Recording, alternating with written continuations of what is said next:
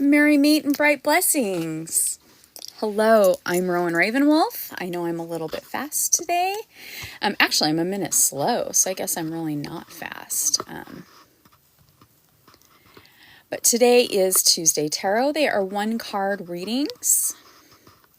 So if you would like a one-card reading, that's what we're doing today. So, yay! Before we jump in and do one-card readings, I did want to make sure. All right, I'm getting my tarot cards ready. Welcome, Jean Ann. Welcome, welcome. So this is a spiritual safe place, and just FYI, bots will be immediately banned, so as to not bother any of you wanting to get readings. But this is a spiritual safe place, and so I would prefer no arguments. It's okay to chat and talk. And tonight is Tuesday Tarot. So before we jump into Tuesday Tarot, I thought I would show a couple of the decks that I have available on my website. My website is in my bio.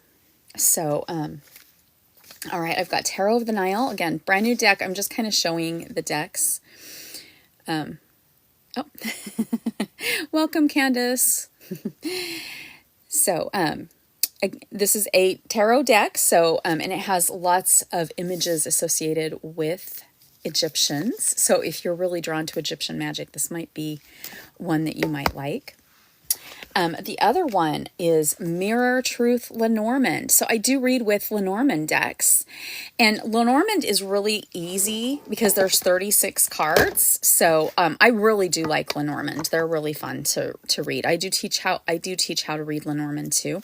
So that's just another deck, Mirror Truth Lenormand.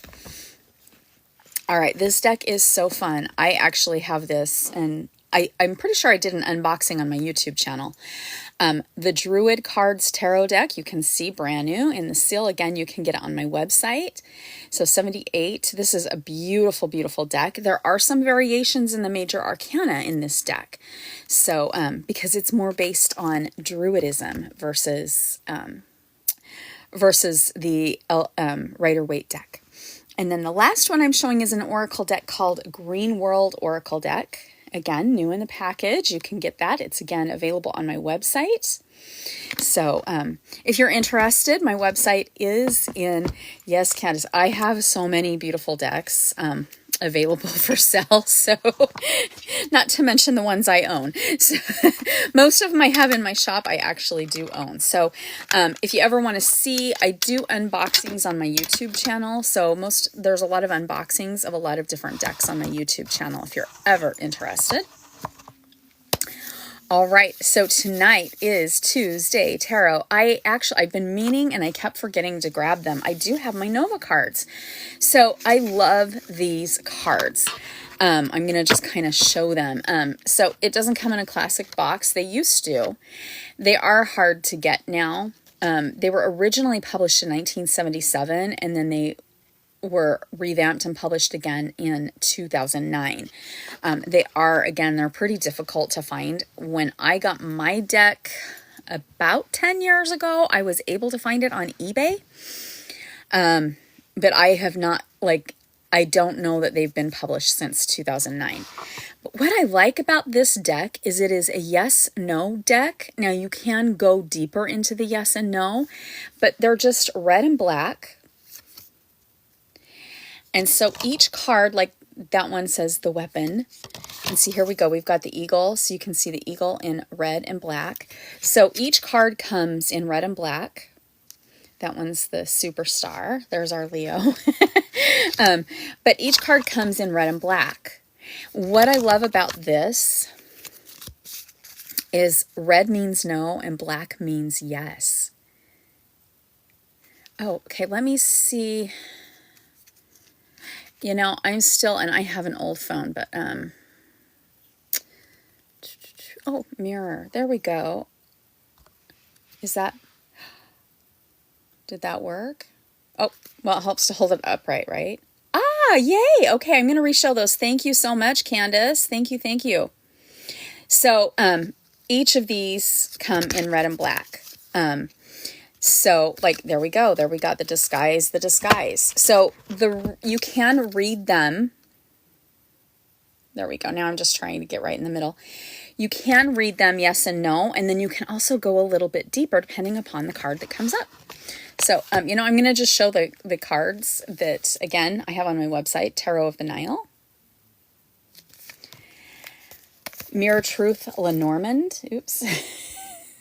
Now trying to get into my camera frame. The Druid Tarot. And last but not least, the Green World Oracle. And those are just 4 decks. I have a lot of tarot and oracle decks on my website. My website, again, it's in the bio, so please feel free to jump to the website if you ever want to take a peek. Actually, I should say, so it is the 29th today, and on Beltane, which is May 1st, I will have a sale. So I believe the sale pops up on any order. If not, you can always drop me an email from my website. So how much? The Nile Tarot deck is $27.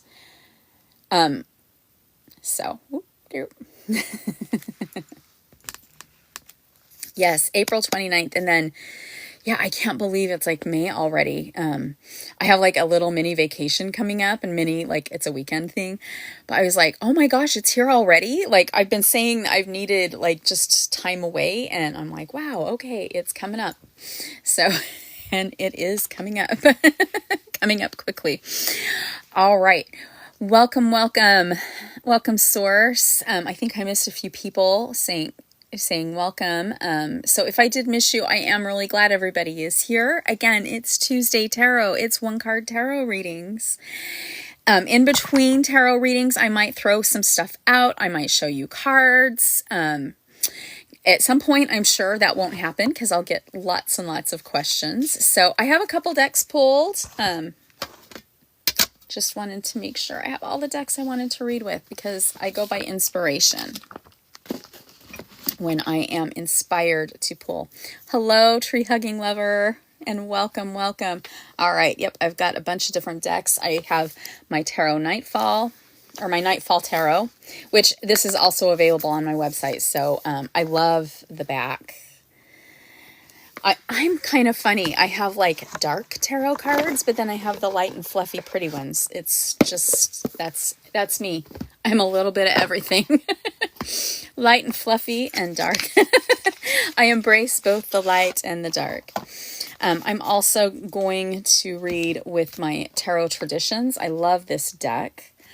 Based 100% off Rider-Waite, but they are, oh, okay, great, beautiful. We have a question. Ooh, I'm supposed to actually use this deck. Have you got a message from my son? Let's see. Tree hugging lover wants to know if there's a message from their son. Is there a message from tree hugging lover's son?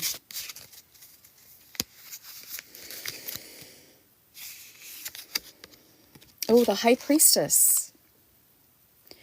So we have a lot of wisdom with this card. And what's really pointing out to me, especially right now, is the scroll. You are asking for a message. And so there is a message, but I've got to do a clarification card for you, because this is not giving us everything. But with this, the High Priestess is bringing wisdom and knowledge on a nurturing level. And so I'm going to do a clarification with actually my Lenormand deck. Oops, it helps if I don't throw all the cards. That wasn't a card falling out. That was me missing the cards.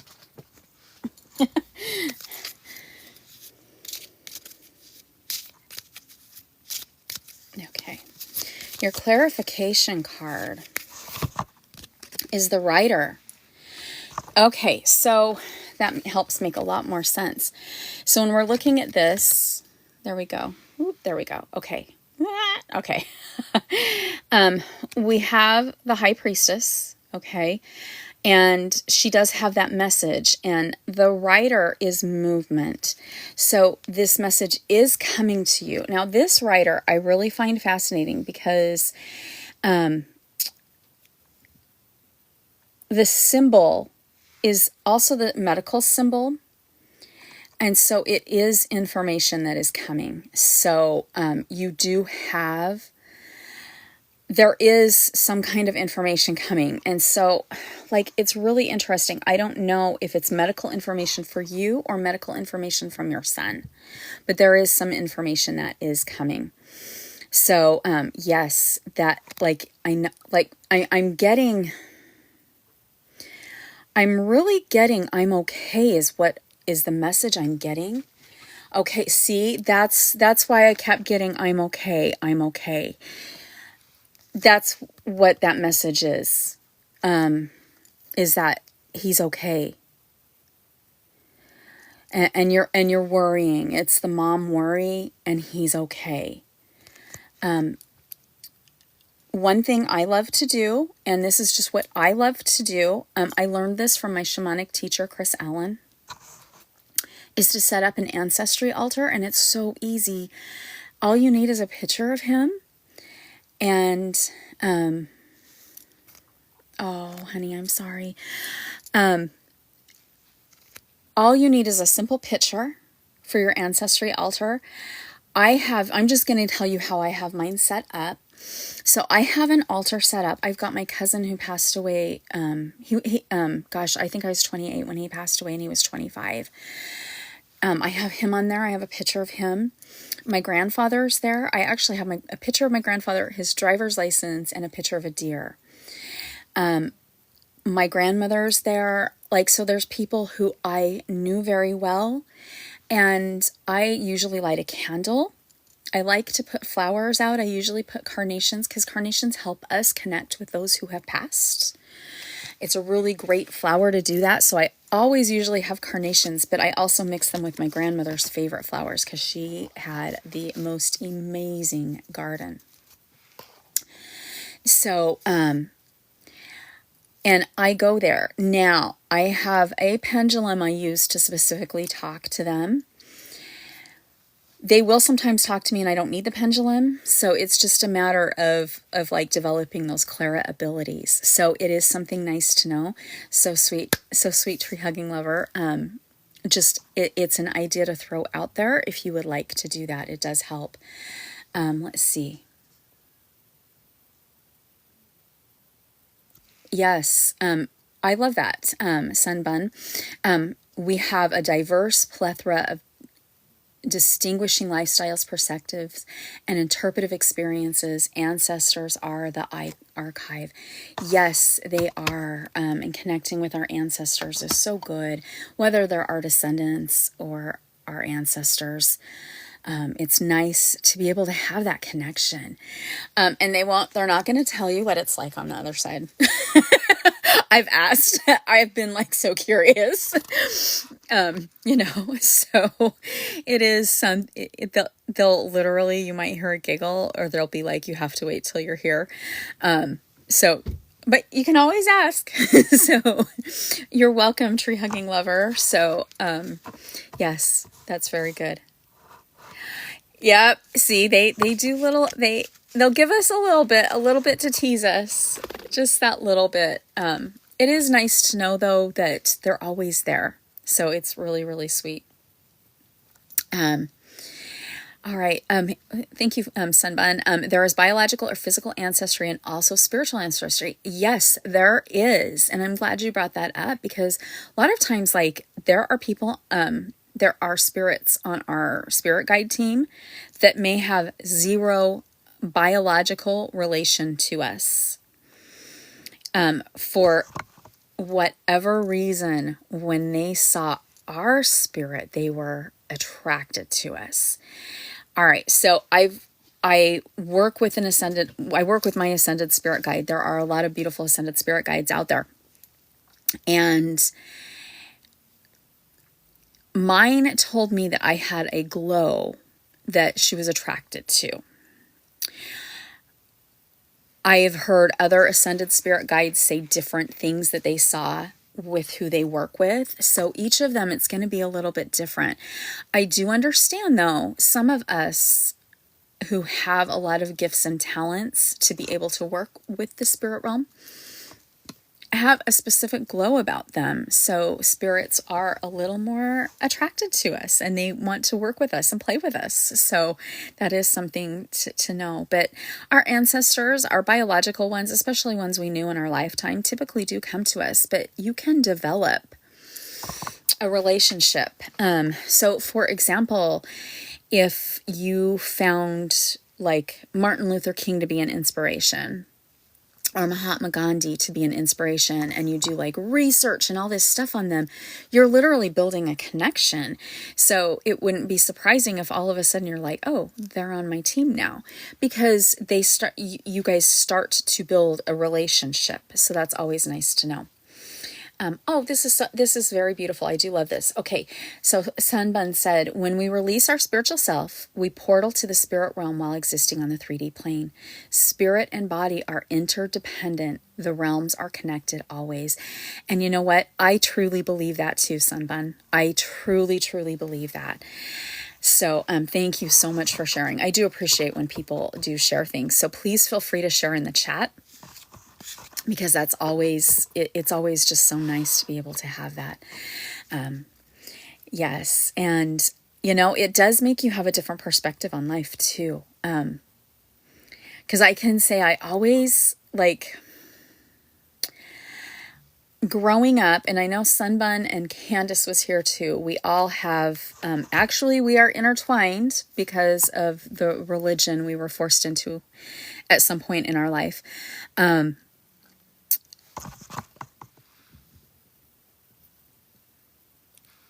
When I was leaving, part of the reason I left was because I had this spiritual connection, and the religion contradicted a lot of the beliefs, if that makes any sense. And so when that does happen, sometimes we can find things on a higher scale. You know, Trey, having lover, yes. Okay, so you said, I just can't bring it unless I'm half into sleep. Guess what? That's not unusual. When we are, because our subconscious, where a lot of our clara abilities reside until we develop them more fully, they come to life when we are actually starting to fall asleep or starting to wake up. Yes, like I love this. I love this when you're releasing your inhibitions. Yes. That is really important. And so a lot of times when we are getting into dream states before REM and after REM cycles is when we can connect. And then what it is it's taking that gift and bringing it when we are conscious. It is working with it. And there are a lot of different techniques that can be used. Some techniques will work, like some techniques might work for me and may not work for me. And so they may work for you and may not. So I always encourage everybody to listen to a lot of different mediums and claras. So anybody who's clairsentient, clairvoyant, clairaudient, any of the claras. I have multiple clara gifts. But listen to all of us. The reason being is every single one of us, we get those connections in a different way, and every one of us have different techniques. One of my really good friends who's a medium, I've learned so much from him because I was like, I have this happening and I'm trying to understand it and trying to figure out how to grasp it. And he taught me techniques. And then I have a couple girlfriends who are mediums too. And we've bounced, okay, I've been doing this and I've been doing this. And we've been able to actually connect a lot better. Okay, so you also have the comment, my son told me I'm too sensitive. He needs to learn to be gentle when he comes to me. Okay, that's actually a good thing and a bad thing. All right. So he's accommodating for you. All right. And the nice thing is the sensitivity is because you are empathic and you have clara gifts that you haven't 100% tapped into. So keep that in mind. So it will come. All right, so one thing I recommend, like, to a lot of my students, and this is something that a lot of people in the medium community have said, or the cleric community, however we want to call it, is that going to, like, the easiest way is first to start by visiting your ancestors. So going to the cemeteries and graveyards where your ancestors are buried, especially if you knew them, and sit and just talk to them, because that connection is going to come, especially around new moon. All right, the veil is thinnest around new moon. It's also going to be thin. It's really thin this whole week because Beltane, that is May 1st. So Beltane and Samhain are opposite on the Sabbat wheel. And this is when the spirits can communicate and connect to us. All right, the veil is really thin. So in the southern hemisphere, it's Samhain. Up here in the northern hemisphere, if you're in the northern hemisphere like I am, it's Beltane. And then it switches. So when it's Samhain for those of us in the northern hemisphere, it's Beltane for them. But the veil is thin. So this is a really great time to be able to do this. So go sit and talk. They love that. It's like that little connection. And I usually take something like, so when I go visit, and I actually communicate with a lot of different spirits now. I love going to the cemeteries. But I will literally take gifts, and it might just be flowers. Sometimes, if I know, like, I visit a Druid monument at a cemetery. The Druids are very big with trees, so I will take flowers. I will take nuts and apples, so I will take and leave them as gifts and offerings. So when it's a relative, you can leave something that they love. Like if they love pound cake, you can take pound cake, right? So you can take whatever it is and leave it as a gift. The spirits love that. It's that connection to the earth realm that they don't have anymore. So they do really appreciate it. But yeah, talking to them helps so much. And there you go. You can actually, like, you've got everything set. You have the ashes next to your bed with crystals. You're right there. You're right there. So it is beautiful gifts, but yes, definitely listen, take notes when you hear other people that are sensitive. Sensitive is kind of the big term that a lot of people use to the spirits, because each of us have different ways to connect and have learned different ways. And it's those different ways that, again, a way that I may connect may be slightly different than a way that you'll end up connecting. But you may listen to another sensitive or medium that may say, I do it this way. And then if you try it, you'll be like, okay, this is really cool. I know for me, I watched an interview with Lorraine Warren. And for those that don't know, Lorraine Warren actually is in the Conjuring movies, but they are based off Lorraine and Ed Warren, the real actual people. All right. And she has all of those gifts. There are a lot of interviews you can watch. So you can just Google her and Google Lorraine Warren interviews, because she does talk about her gifts a little bit. So she's like a good way to start. Now, there are a lot of people who are not legitimate. I'm blanking on a name. She was really big. I think she was on Montel Williams. Yeah, she was on Montel Williams. So she was really big in the 80s and 90s and on the Montel Williams talk show for a long time. Brown is her last name. I'm forgetting the first name. Boy, she's very memorable for me. That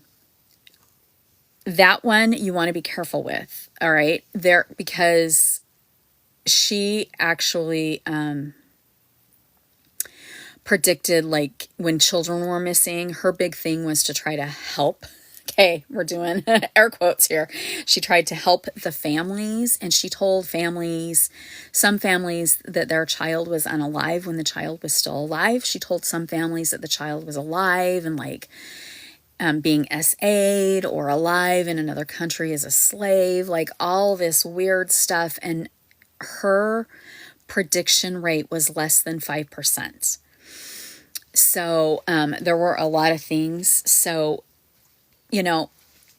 you want to find, yes, it is really, really awful. Sylvia Brown, that was her name, Sylvia Brown. She has since passed. So now she's probably learning that what she did was not okay. So there are a lot out there that are 100%, and there are people out there that are not, that are trying to take advantage. So just as we talk about this, during the time of spirituality, when it was really becoming a big thing and people were doing a lot of seances, so we're talking the late between probably 1870 to the 19th century, all right? There were a lot of people that actually did this. So they would, if somebody was coming over to do a seance for a loved one, there was like a partner that would get the information, so that if they found out, okay, the wife's coming, wants to connect with the husband, they'd be like, okay, the husband smoked these cigars. So one person would literally basically be a private investigator, find all the information out, feed the information to the medium, and then they would do the seance. And this was very popular to do. Now, there were legitimate people too, but there were a lot of not legitimate people. So unfortunately, there are a lot that are not legitimate. But there are a lot of legitimate. So I don't want you to think that's not the case. We can find legitimate people to connect with. I truly believe, though, that every single one of us has the ability to connect with the spirit realm. It's a matter of us tapping into those abilities. And so you don't need to pay a lot of money for this. So, yeah, I love that. Thank you, Chaos. Spirit is not vague at all. And no, spirit is not vague at all. So never let them,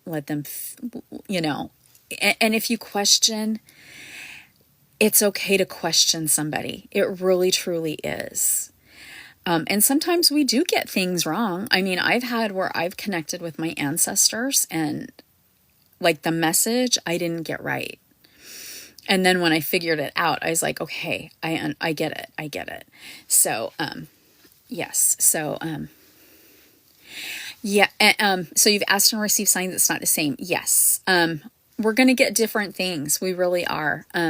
Yes, I love this sunbun. Spirit is complex and interdependent, hence impediments. Yes. And yeah, you're right, Chaos. We do have to be okay with being wrong. I actually was with my friend who's a medium. We were doing a cemetery tour, and he's like, we're talking about, I'm not going to say he's either a cryptid. I really think it's somebody's fetch that they created. So like a fetch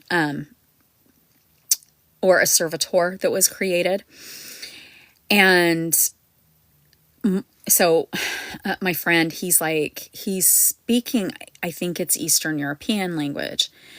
So we're throwing out German, like just typical greetings, like hello, like what do we know in this language, and I'm like, well, I'm not good with that one, and I said hello in Romanian, and he's like, that's it, what language are you speaking? I'm like, Romanian. But I made the spirit angry. So it was not happy because number one, my Romanian pronunciation is not good. And number two, I was a woman, and like during the time period, women were not like the ones on the forefront. It had to be a man. So what I ended up doing with my friend is teaching him Romanian phrases. So I'd my husband would say the phrase, and the spirit was fine. So that also happens. So sometimes male spirits will not speak with female spirits, especially if they passed away like a long time ago. So we're talking, 17th, 18th, even the beginning of the 19th century. So that does happen. So we do have to also be patient with that. So we get a lot of interesting things when we are talking to the spirits. Azriel, welcome. Hello, hello. Oh. Good evening. I'm in route home. Been working long day, kicked my butt. But it's a pleasure to see you. How are you? I'm good. How are you? Tired, long day. Um, Exhausted, but I have energy to be here, so I'm feeling good. Thank you. You know, there's always when we do something spiritual, it boosts our energy because, like, I was dead exhausted, and it's like about 30 minutes before I came live, it's like a massive boost of energy. Like, I just woke up and I'm ready to run a marathon. Well, you know what? That's the truth, and I definitely agree with that, and I definitely believe that's why we're drawn to communities like this, like your live Tarot Tuesday, and for those that are new here, this is a great place to be. you know, I'm here, but you know what? It's me. I don't know if it's me or it's been the moon energy, this new moon. I went to sleep early Sunday night. Woke up one in the Oh, I feel you. It, I guess oh, I think you're in between towers. I'm kind of losing you a little bit.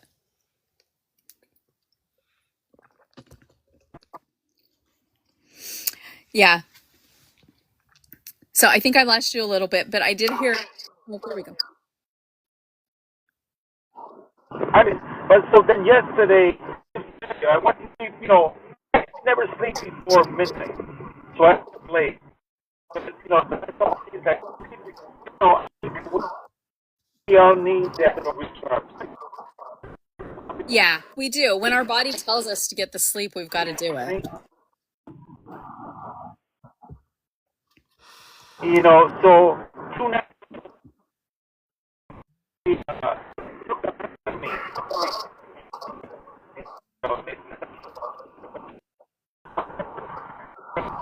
Yeah, I think you might be driving in between towers right now. Yes, no problem. Well, let's listen to you. Yeah, I might be in a bad Okay. area. Yeah, you probably are, because like I when see you're in that. between towers, it happens. All right. So Azrael will when he is solid and not when he's stationary. I shouldn't say solid, stationary. All right. We did have a question. Is my husband still here after he passed away? I will pull a card for you, hun. But I'm gonna honestly, yes, they usually are still with us.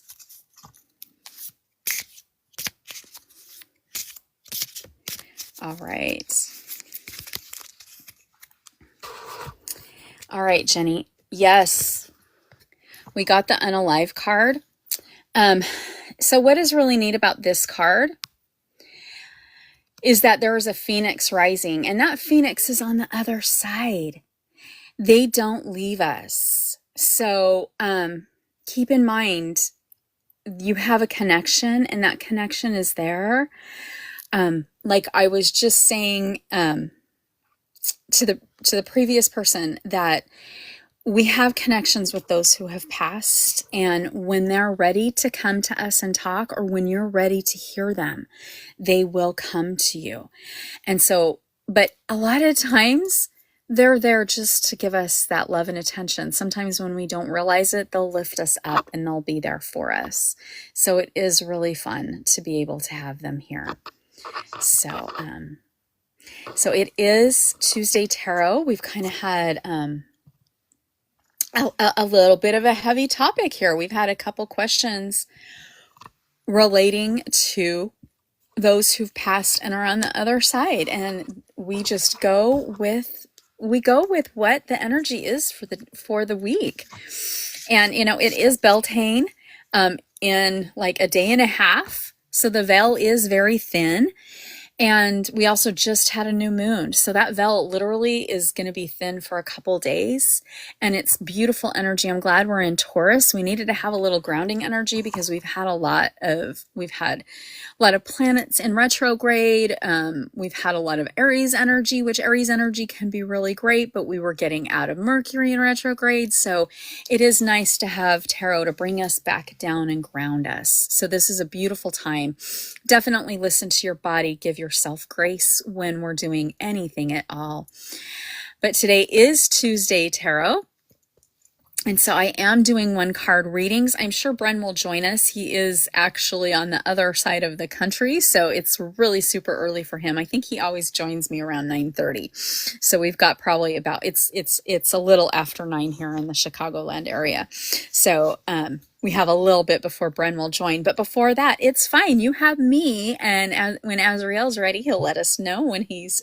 I'm here. Can you hear me now? Yes, now it's Okay. clear as day. Okay, so I'm in a different location. I'm not there yet at home, but uh, uh, Oh, now you're going in and out again. been dead. Yeah, Okay. when nope, you're fine now. You're fine now. So it's I know it's like so hard. I notice like whenever I drive, sometimes we have like great service and then in between the towers, that's when it sucks. Because it's like one tower is trying to let you go but doesn't want to, and the other tower is trying to pick you up. So and I don't know how long those are.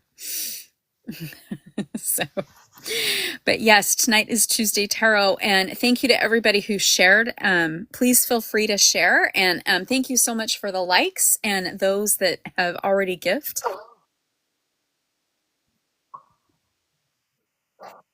Oops, you there, Azrael? I can hear you now. Yeah. Okay. I was thinking, you just made me think.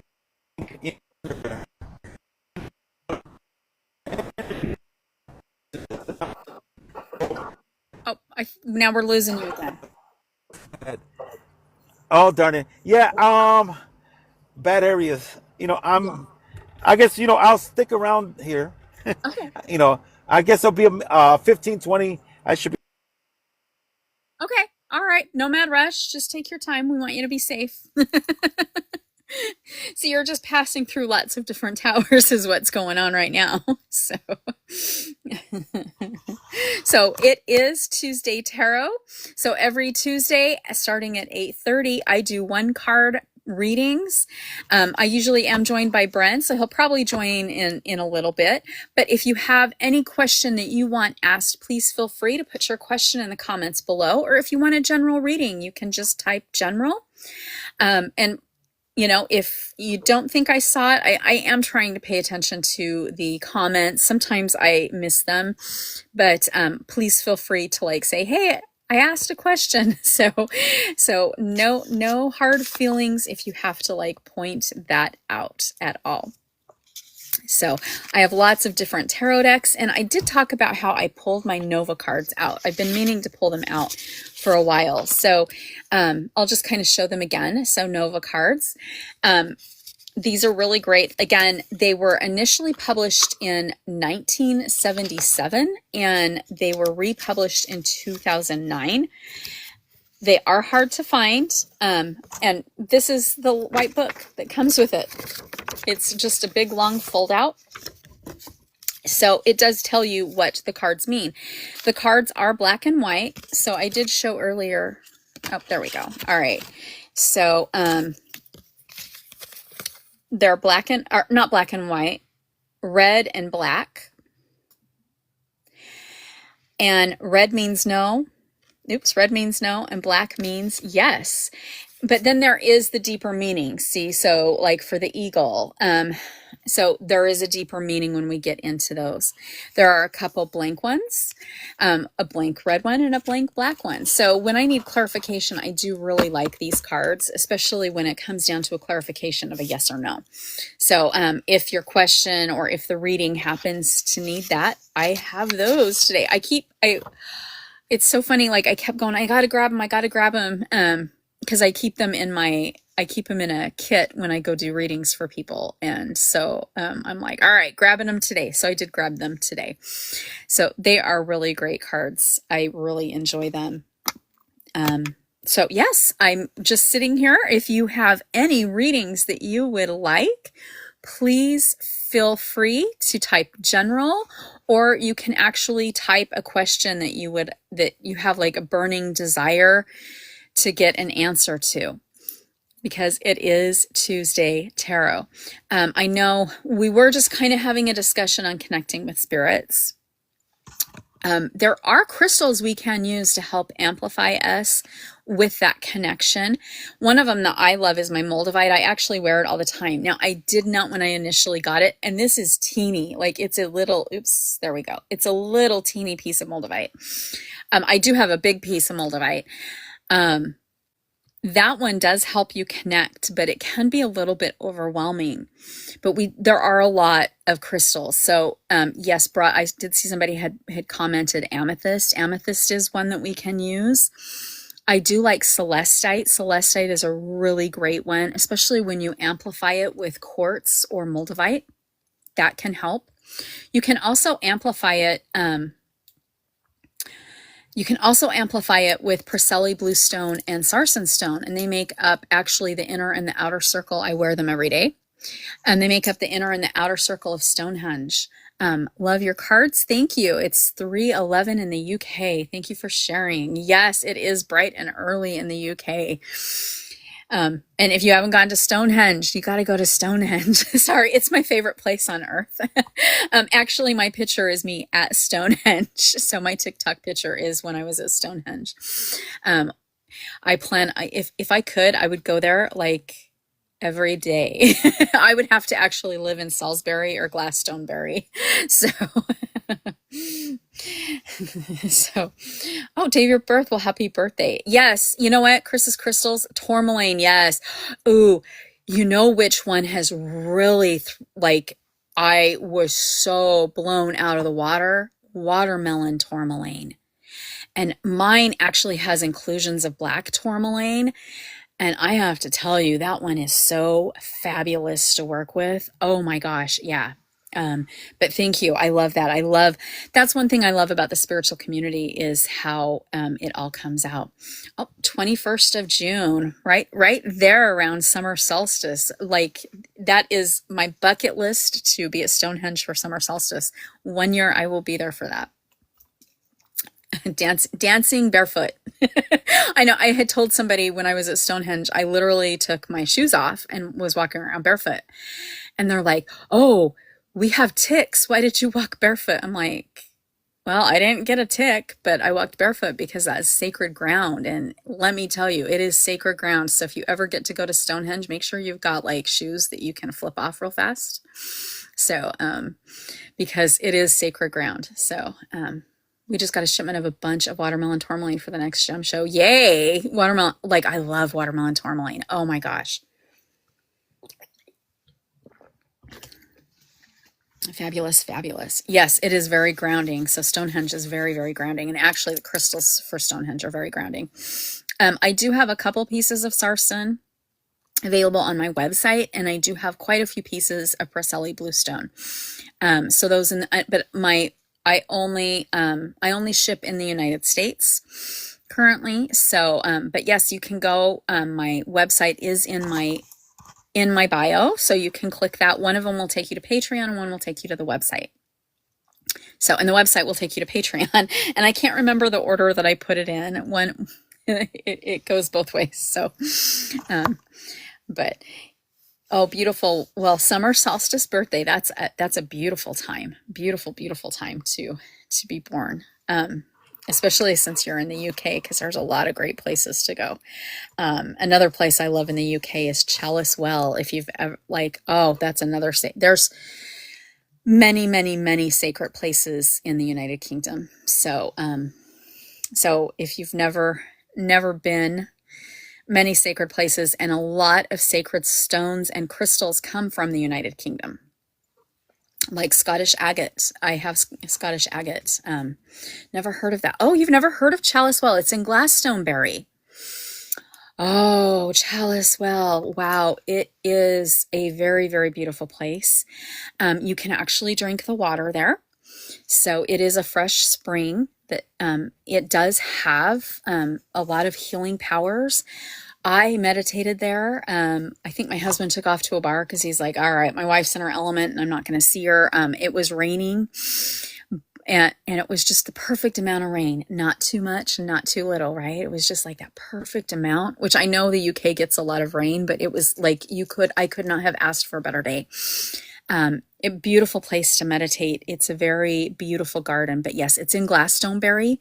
So if you leave Salisbury from Stonehenge, it's literally like right there when you first enter into Glastonbury off the main road.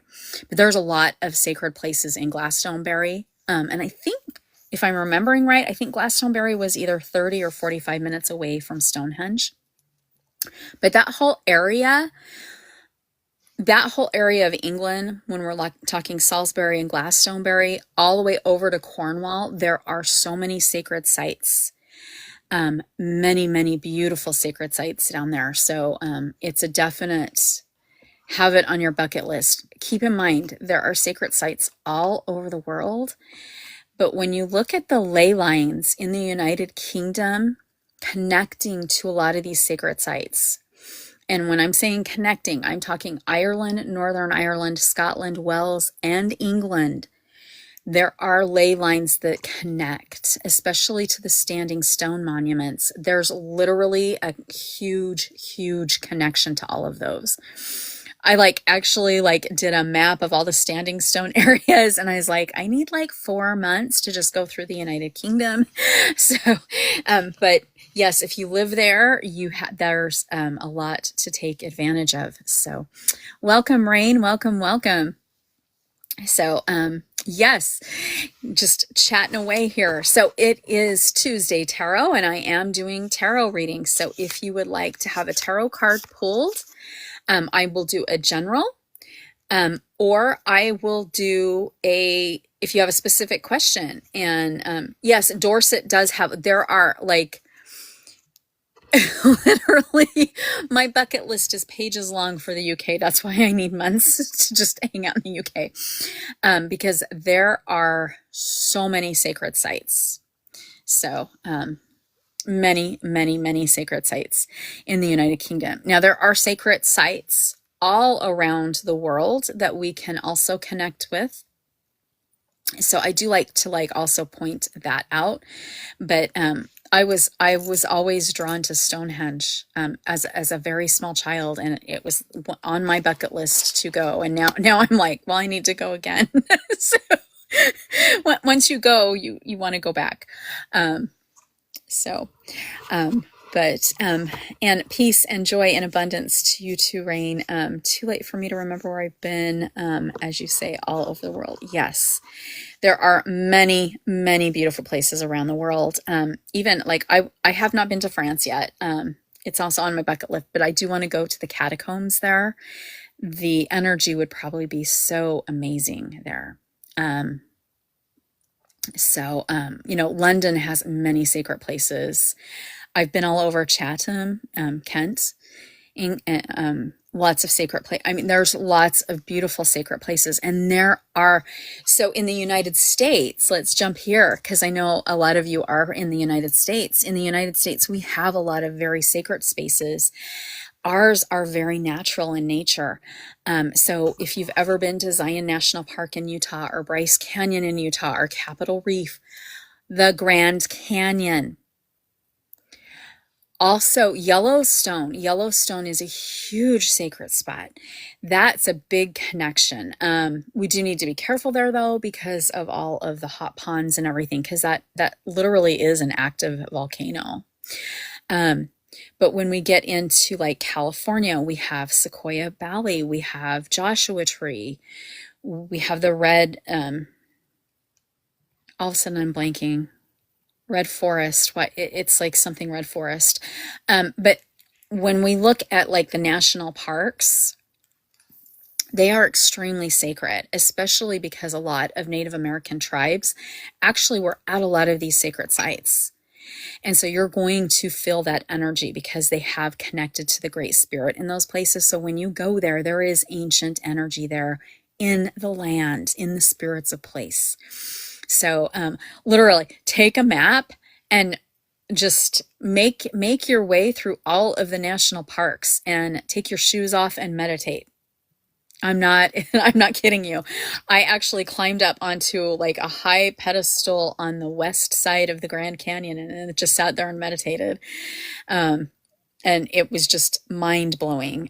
So there's a lot of different ways you can go to the Grand Canyon. I'll tell you, the power and energy there is mind blowing. But there's a lot of beautiful, beautiful energy in sacred spaces here in the United States. So they're all over. They are literally all over the world. We have ley lines that connect all of these sacred spaces too. And so that's also like kind of fun. If you've not worked with ley lines, that might have to be a spiritual panel topic for maybe upcoming weeks. Actually, maybe that would be a great way to end our planets, are the spiritual ley lines of the earth. So, and add the earth as one of them. So again, it's Tuesday Tarot. If you would like a tarot card reading, I've got tarot cards, I've got my oracle cards, I've got Lenormand. So I'm ready for your questions. If you want a general reading, you can just type general and I'll pull a card for you. If you have a specific question, please feel free to throw your specific question out there. And we just had new moon in Taurus, so there's like a beautiful new energy, and it will be Beltane in like a day and a half. So a beautiful celebration that we will have for those that are part of the occult community. That is one of our sacred holidays. So bright blessings to everybody as we celebrate Beltane, which actually I will be live on Beltane and we'll be talking about the planet Venus. So I am live on Tuesdays, Thursdays, and Sundays. So Tuesday is Tuesday Tarot, where I do one card readings. Thursday is spiritual panel, and right now we're doing the series on the planets and how to work with them in our magical practice, and also how to work with them in our astrological chart. And then Sundays, and I took my book upstairs. So Sundays, we are currently reading for Witchy Book Club, which is on Sundays, is Anatomy of the Spirit by Carolyn Miss. We are doing the chapter on the fourth chakra. So it's part 2, chapter 4. And that will be Sunday. So again, I'm live Tuesday, Thursday, and Sunday at 9:30 p.m. Eastern Standard Time. That's 8:30 p.m. Central Standard Time, 7:30 p.m. Mountain Standard Time, and 6:30 p.m. Pacific Standard Time. So, and welcome everybody. Thank you so much for all the likes. We're almost at 3,000 likes tonight. So, and it is tarot readings. I've kind of been all over the place tonight. We've done a couple readings, but I am ready to do more. So if you want a general reading, type general. If you have a specific question, you can type your specific question in the chat and I'll pull a card for you. Azriel, anything you want to add? Are you available now? I know you were out driving.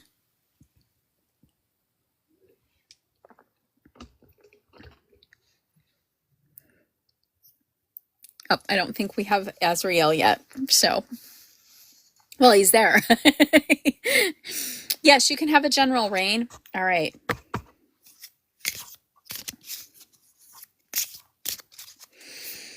All right, what message for, we got a card falling out.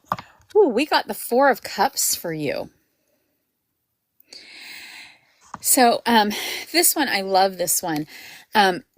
This one, you can see there's a decision that you're trying to make. And if you look at this, I'm trying to get it just the perfect place so you can kind of see the spinning of the water. So the finger in the water, like what decision should I make? And it's very emotional for you right now.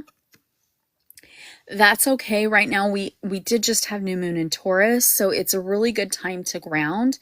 But the decision that you need to make has been bringing up a lot of emotions. So it's time to bring that logic in. So call on this new moon power to help you bring that logic in, and you'll be able to make that decision. And it might not be something big. It might even be just how to deal with the emotions in front of you. And so keep that in mind, that it might just be dealing with those emotions. And so like our Taurus in new moon right now, that is going to help so much to help you get get those emotions in order. Sometimes it's really hard because we get so emotional, and see, this card is an extremely emotional card. And sometimes when we're very emotional, it's really hard and we forget about logic. And logic can actually help us determine, all of our feelings are valid, but sometimes we can overthink things, and that comes from our emotional aspect. So this card's saying it's okay, take some time, ground yourself, because you've got to get that balance with that water sign. So find some things to ground yourself. It might mean meditation. It might mean walking around barefoot outside. It might mean hugging a tree, spending time in nature, but you'll be able to ground yourself and take advantage of Taurus right now. That will help you out a lot. And then you can actually logically go, oh, here's the situation. This is the logical aspect. It's okay for me to feel this way, but this is how I need to react, or how I need to deal with the situation. So bright blessings. All right. Welcome, everybody. It is Tuesday Tarot.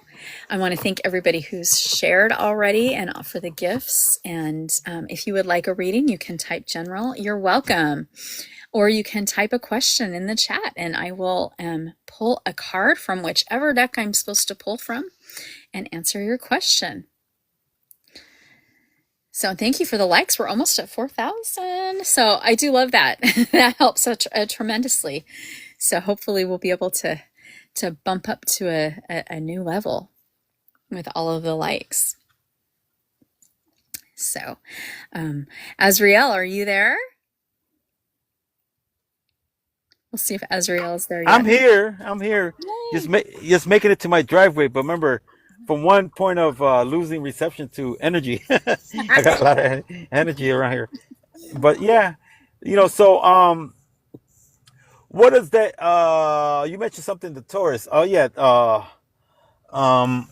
energy.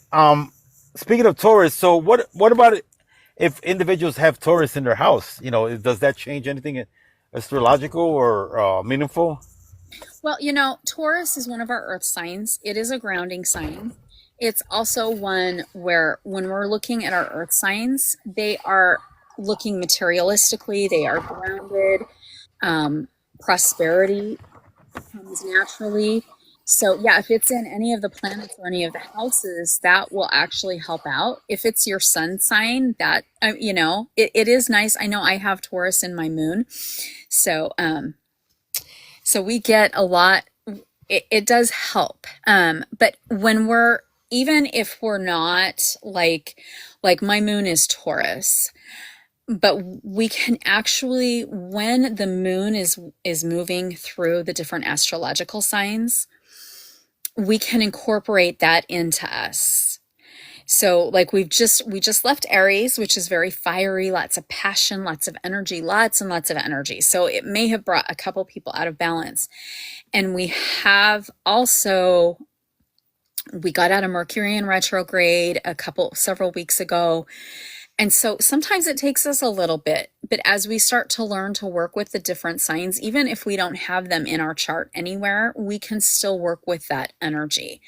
So right now is a beautiful time. It's still okay if you haven't done a new moon ritual and you want to do a new moon ritual. It's still okay. Tonight would really be your last night to do new moon ritual, because Taurus is actually going to bring you grounding. It's going to bring balance into your life, but it also will bring you prosperity and abundance. So that's also nice to be able to have that. How to know my moon.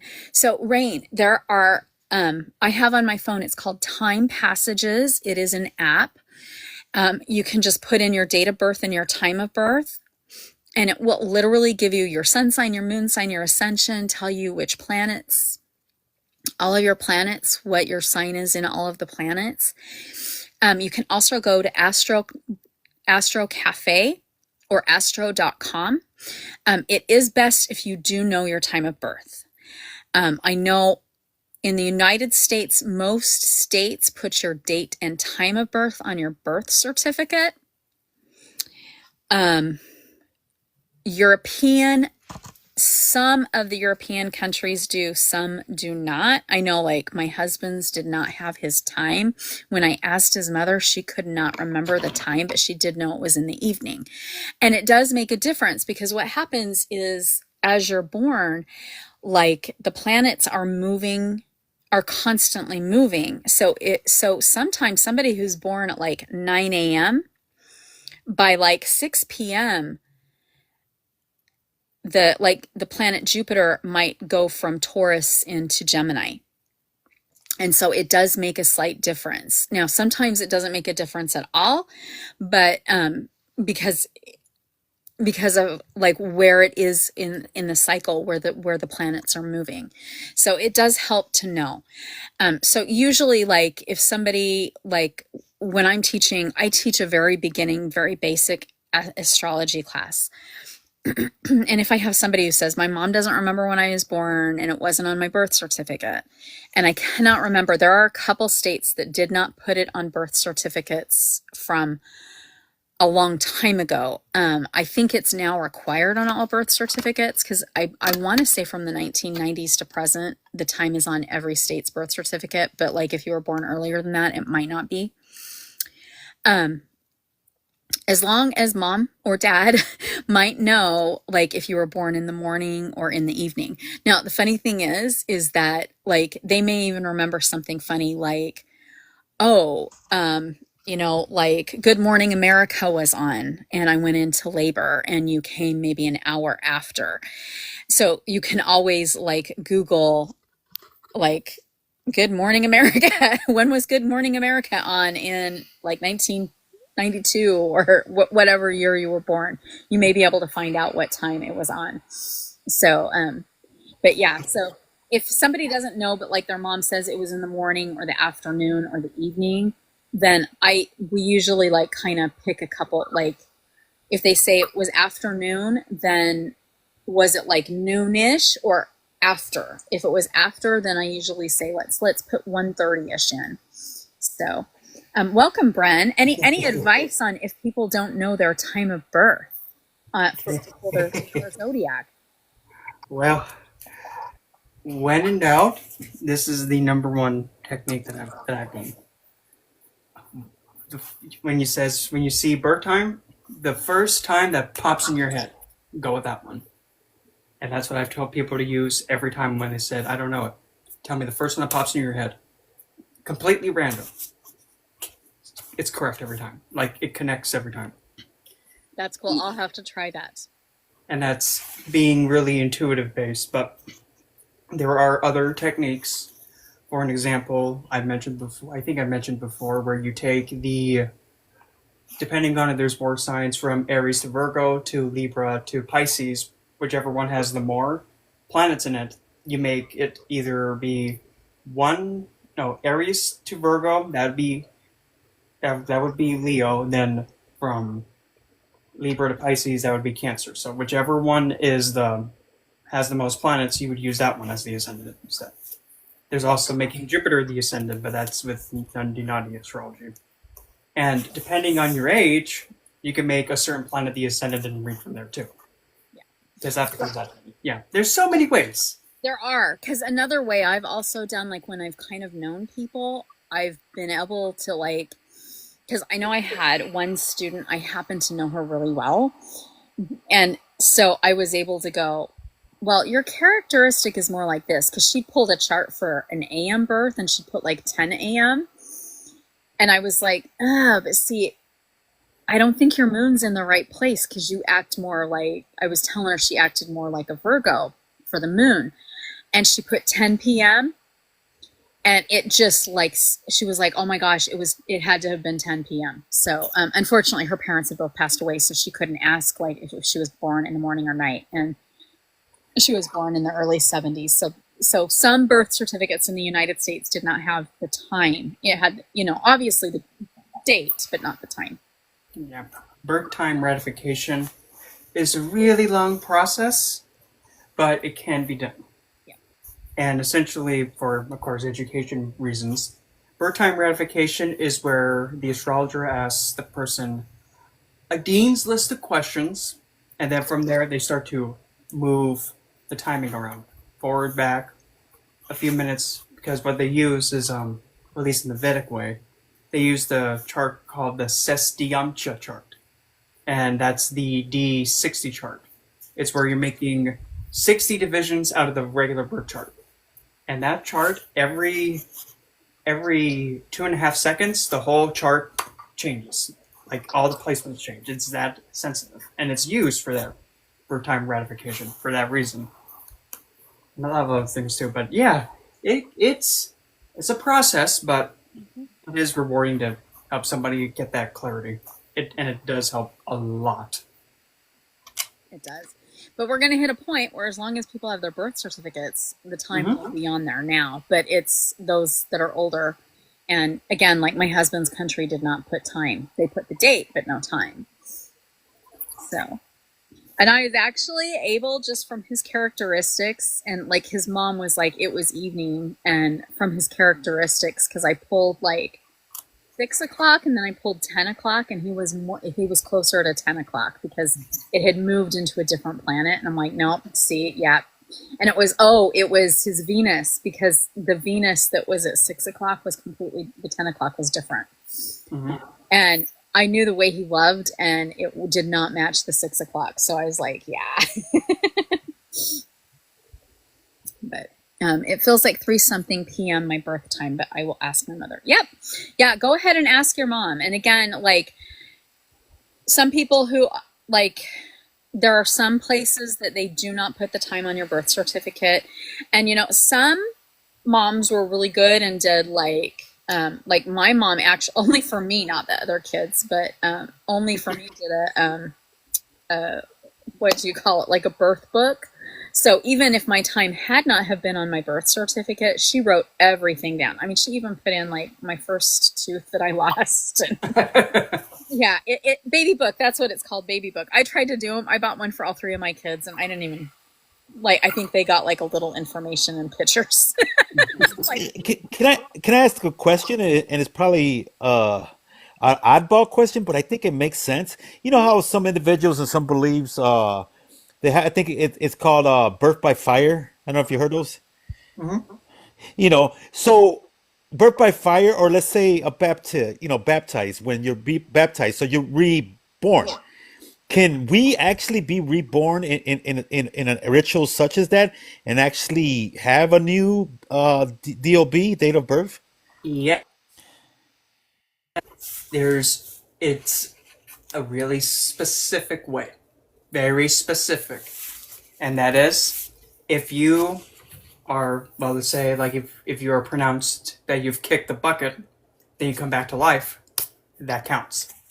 And you're probably thinking, wait, what? Because when you pass away, you've kicked the bucket, your spirit goes up, but then when you come back down, the spirit comes back down, you go back in, you're taking a new breath of life. As it's said in many texts throughout the world, through the breath of life, that's where life came. So you pass away, pronounced bucket kicked, then you come back, take the first breath. The moment that you take that breath on that date, that is your new chart and placement and all that. But here's the big tushy of them all, the biggest caboose ever. The original chart is still going to apply to the ascendant of that chart. The original chart is going to align with your physical body still. If that makes sense. Because the physical body is that ascendant. The new planets in their placement and the ascendant of that one is going to be within the mind, the cranium, the thought process. But for in terms of like the health and the well-being of like for using remedial measures, you would still use the original chart because you're still using that physical body. But the other one, you're coming in with a new time, new placements and all that stuff. But that's going to be going within just the mind, the cranium, the awareness. If that ties it up, makes it make sense. Perfect sense, and thank you for sharing that. I thought it might have seemed like an oddball question, but that's why we're here. We're here to learn from one another, and that's a beautiful answer. Thank you so much, Brent, for sharing that. And I get that question quite a lot, believe it or not. And I've even tested it.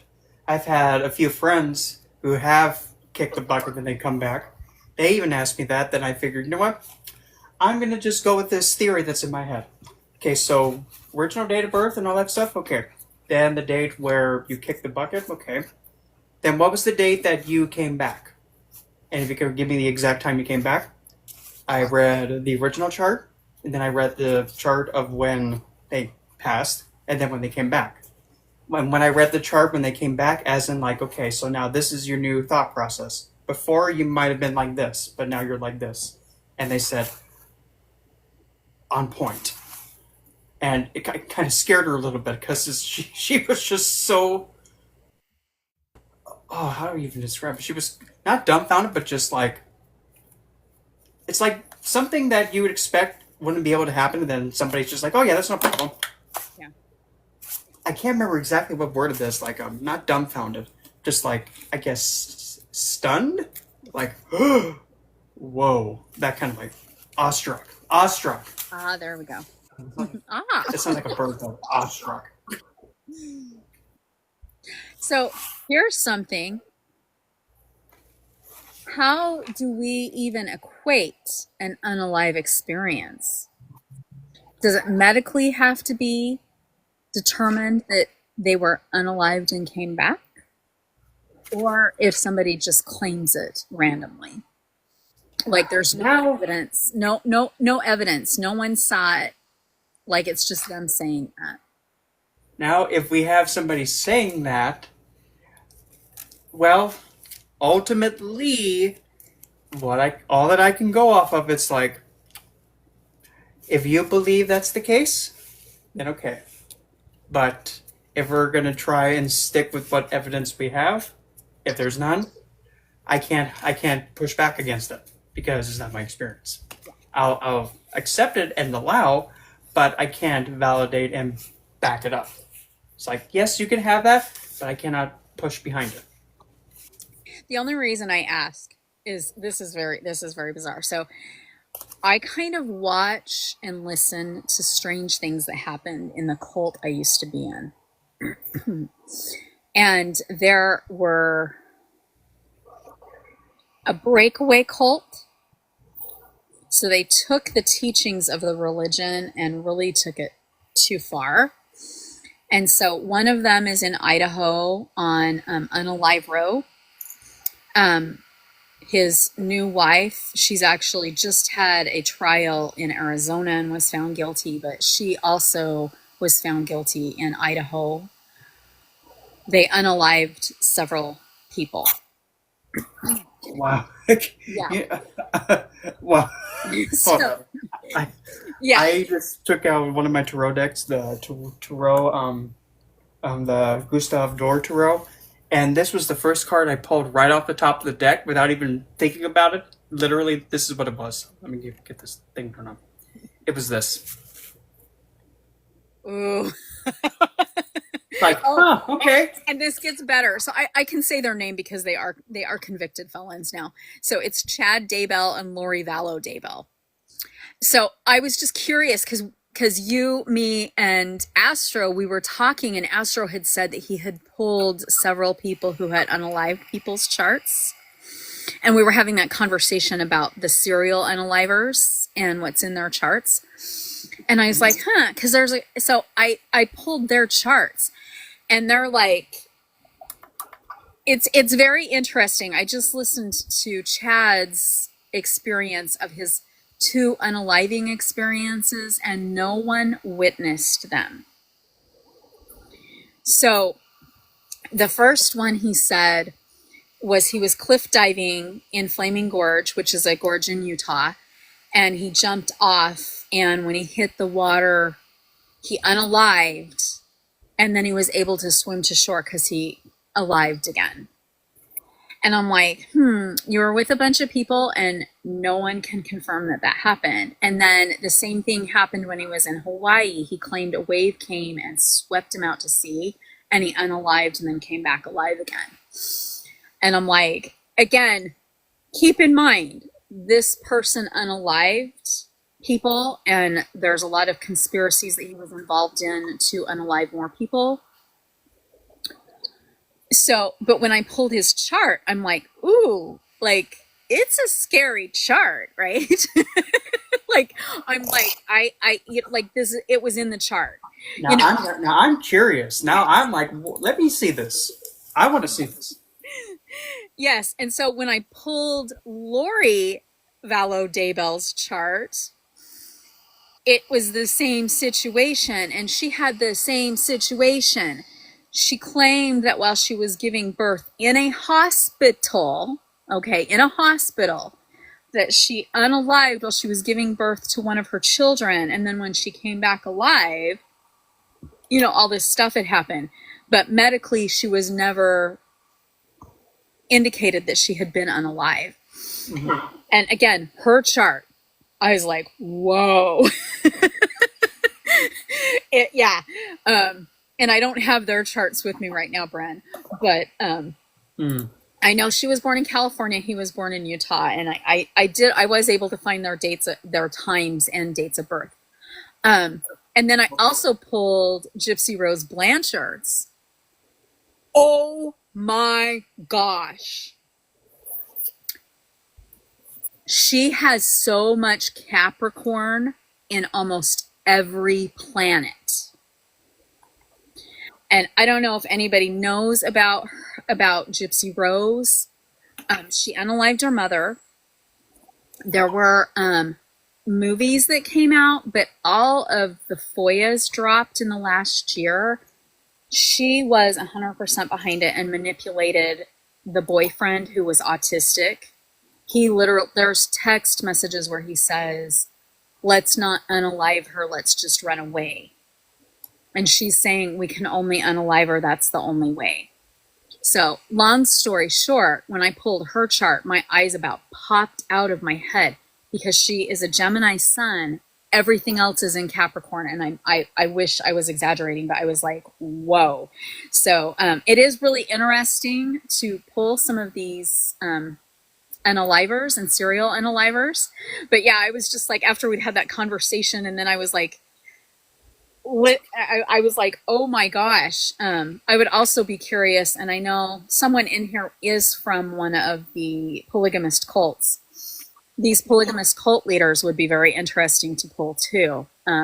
Pull their charts to see, like, it's in the charts. One of my favorite tarot decks is my El Goliath tarot deck.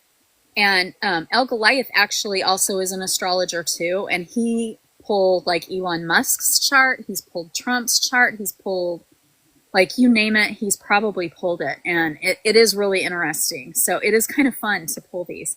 So now I've got Bren doing homework right now.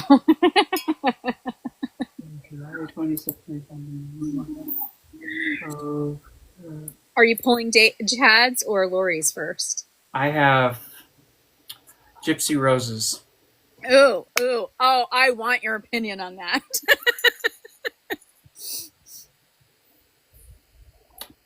You know what's really creepy? Really creepy. She has the exact same yoga of Moon and Saturn in the same motion. Mine's retrograde, hers is retrograde. The exact same conjunction. The only thing that's different, Saturn is in front of the moon. When you have Saturn in front of the moon, the person's emotions get blocked. They do not feel emotions. They cannot feel. Blocked, right? Especially, and also in the 5th house of romantic connections and stuff like that. She must have been somebody who, when it came to her trying to like meet and interact with other people, she had to put in so much effort in order to get a relationship. Every time she put in the effort, she was cold. And looking at this, she is so hypersensitive into listening everybody that's within her vicinity. She wants to know, what'd you say? Did you say what about me? Are you talking bad about me? I hope not. Like, so hyper focused on that. And her mother could have been somebody who was an outcast. Could have been somebody who was pushed to the side and looked down upon. And,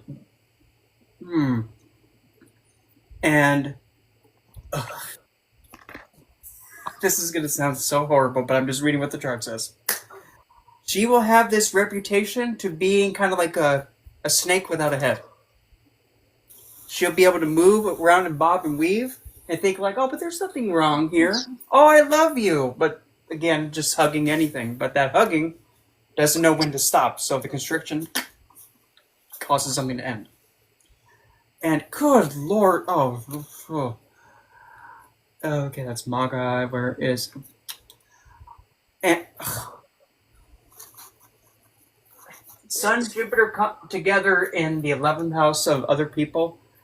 Talk about being like, but I just want the world to look at me and notice me. But, I have a right to be, noticed, Yeah, I did that, so what, okay? But look, everybody knows me now. That's not a good thing. You can be famous, but then there's also infamy. Both have famous in it. It's just one is, and the other is...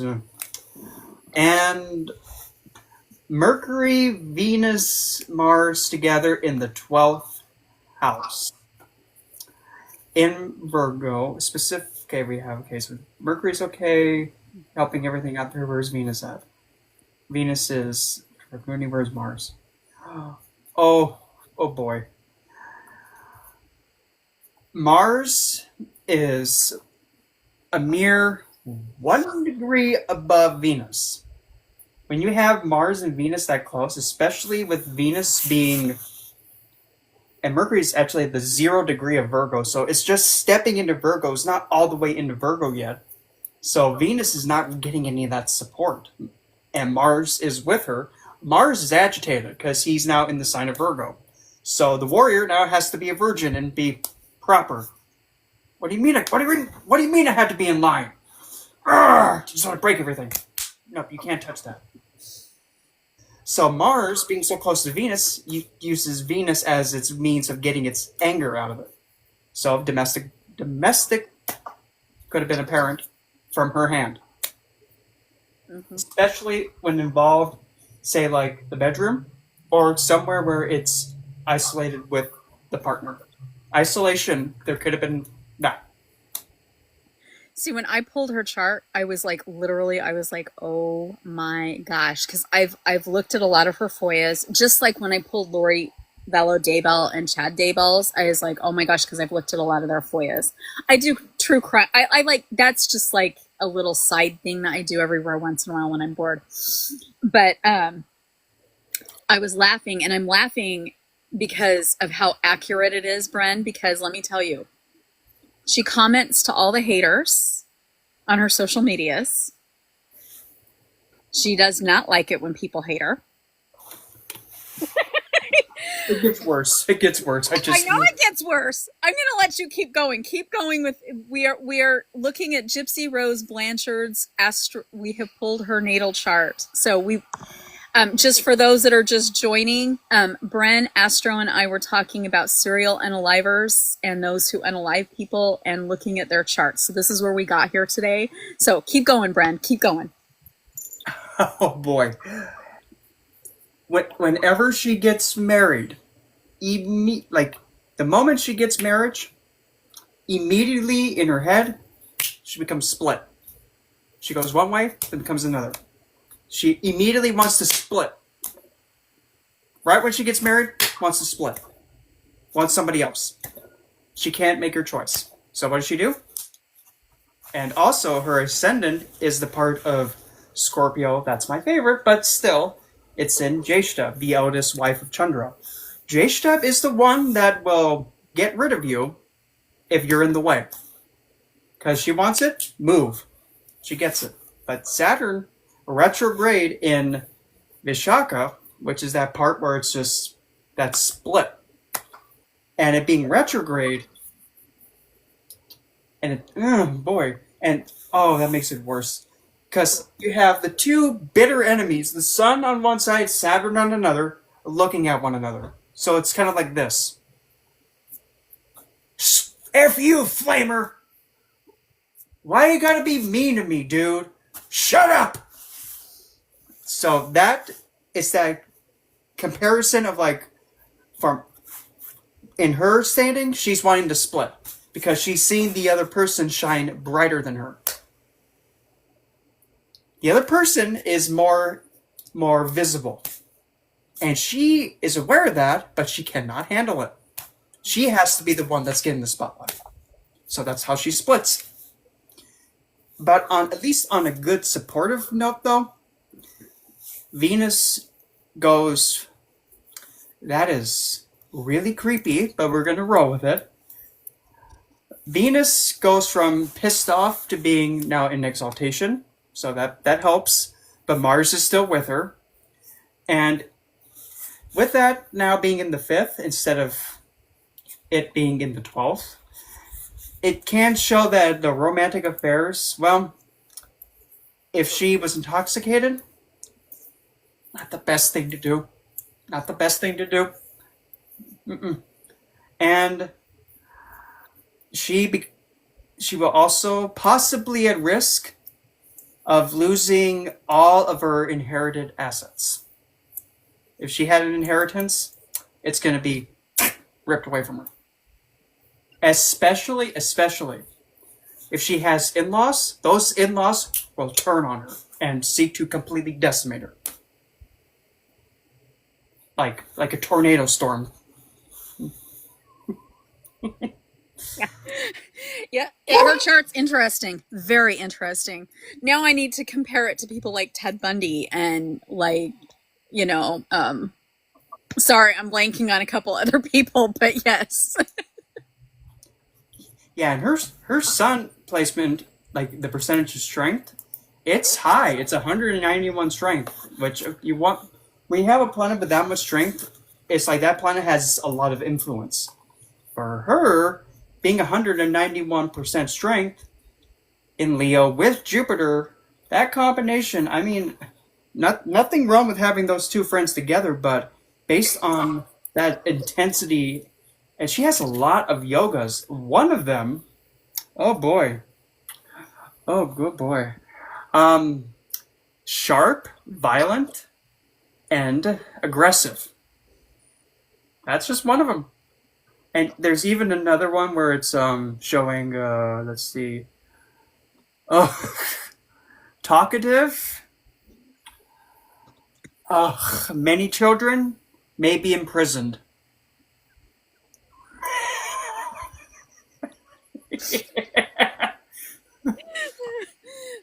Unlucky, poor, and unintelligent. It's just one of the yogas. Is the Kundura yoga. I'm just reading the yoga, okay? And this is the Vedic. You're looking at her Vedic chart. This is Vedic, and also has wait, let's see. Actually, astrology doesn't lie, and tarot cards don't lie. Oh, she did. Oh, I was about to say. Oh, she actually has a few good Raj yogas. Then I noticed. Oh wait, never mind. Because you can have a combination that gives you a lot of wealth and gains, but then you can have a yoga that's a cancellation of that. So you have the blessing. No, you don't. Quite a few. And Dhamma yoga, rich, famous, many children, but then that same yoga from before, talkative, may be imprisoned. Isn't there again?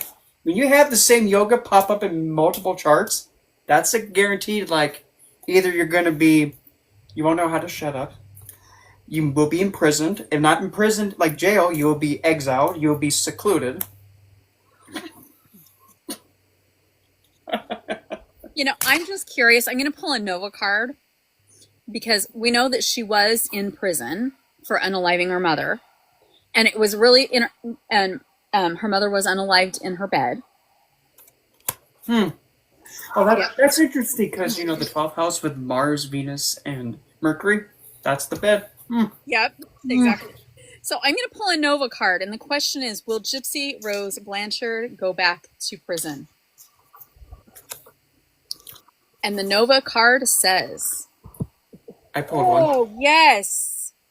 Judgment. There we go. That's a free reading for Gypsy Rose Blanchard. The cards don't lie.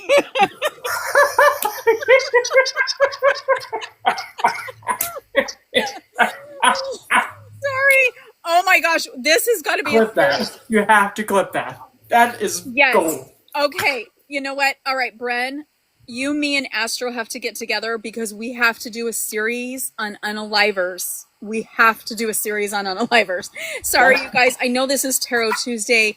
We kind of got really derailed, but for those that don't know the Gypsy Rose story,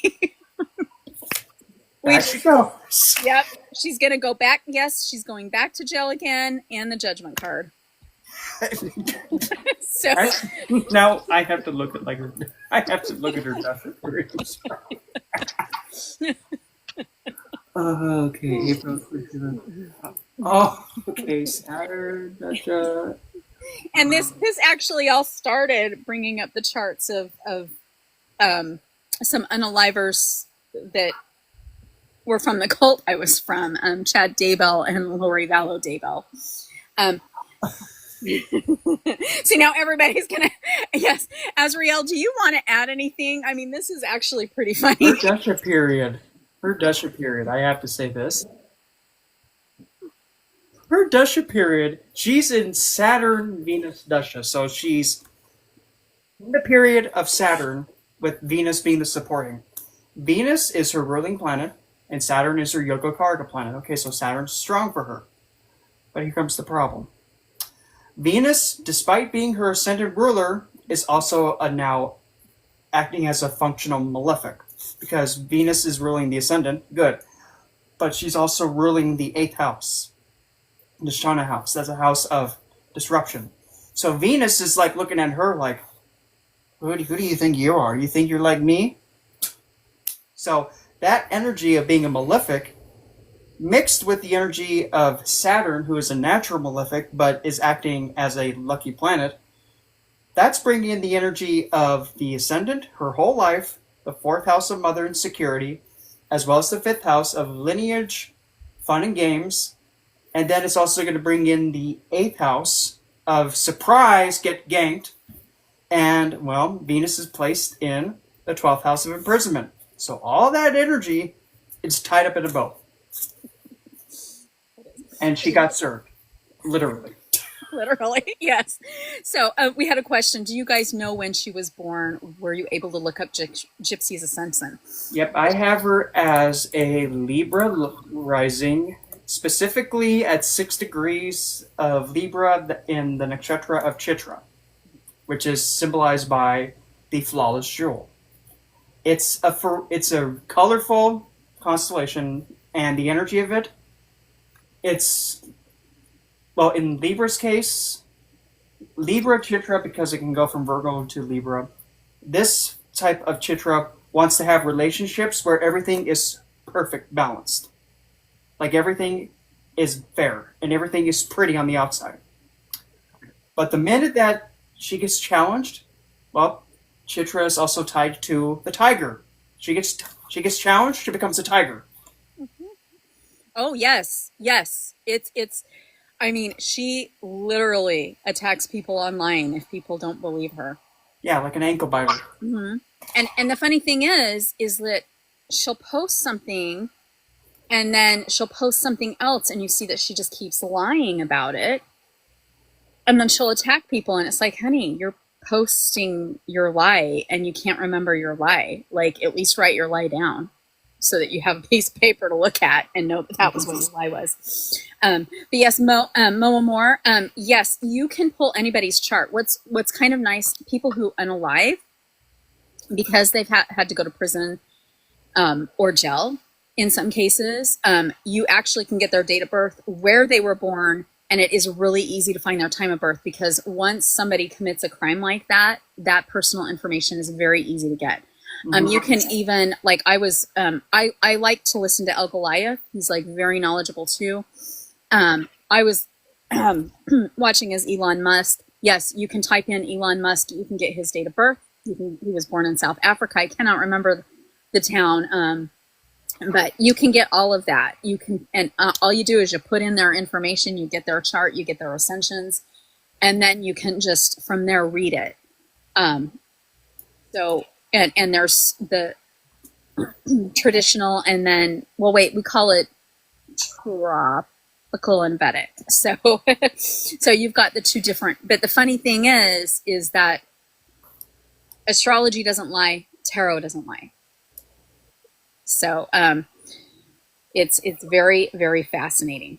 So but yes, Bren, that's like all, like I was looking at it and I literally was laughing. Like, I'm laughing hard at your interpretation, but when I looked at it, I was like, oh my gosh, this says like it literally says everything. I also think it's funny that we've asked if she would go to prison again, and we got yes and the judgment card. So, so now we just get to sit and wait and watch. So, oh, Bren's laughing. We got more information. Yeah, I mean, I'm looking at Musk's chart right now, and as I'm looking at it, I'm just looking at it, and I'm just gonna say it. It's gonna sound so bad, but again, I really don't care. You know, what? Yeah, he doesn't know how to talk to women. No, and that's exactly, El Goliath said the same thing. He's, ooh, you want to look at an interesting chart. His chart is interesting. Yep, and I mean, oh boy, this is gonna sound so horrible, but again, I don't care because he was a twat who did it. Whenever he tries to go out and make friends and try to like pursue a group of people, so horrible, but I don't care. The way he goes about it is that he tries to make himself seem innocent and gullible, but when he does that, he makes himself look like an idiot instead. Yeah. Yeah. Yes. And it also doesn't help. It does not help. Also, he has the sun in the 12th house. That is nothing in that placement. Again, it also depends on other factors too. But specifically with that is known as a Madhaka Sthana position. Madhaka Sthana is essentially what it translates to is where a planet goes to kick the bucket. Like, that's where the planet goes. Yeah. And the sun is the 12th house, because you're having the king now in the king's quarters to sleep. That's where he goes to kick the bucket. So now, he only is able to get that sense of self when he's all by himself. In his own little world. And he has to nourish and nurture himself. And if he loses something, he will not be able to sleep until he gets it back. Especially if it involves a lover. A female lover, if he loses it, he will not be able to sleep until he gets her back. Azrael, I'm going to let you ask that question to Bren. I mean, I gave you the answer, but I'm going to let you ask that question because right now is the perfect timing. So I'm going to let you unmute and tell Bren your question.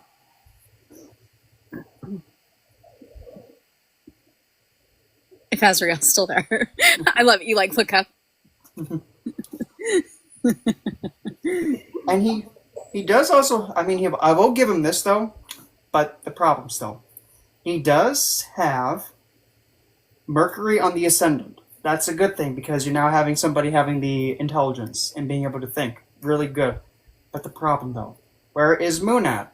Moon is in the third. And the nakshatra of that would be, let me double check with the degree with that real quick. I believe that would be, let's see right there, 6 degrees for the, okay, that's that. Okay, that would be, yeah, that would be Uttara Falguni then, okay. So, oh boy. I have no other way of saying this, but so, rip musky, but, oh well, that sucks, you'll get over it.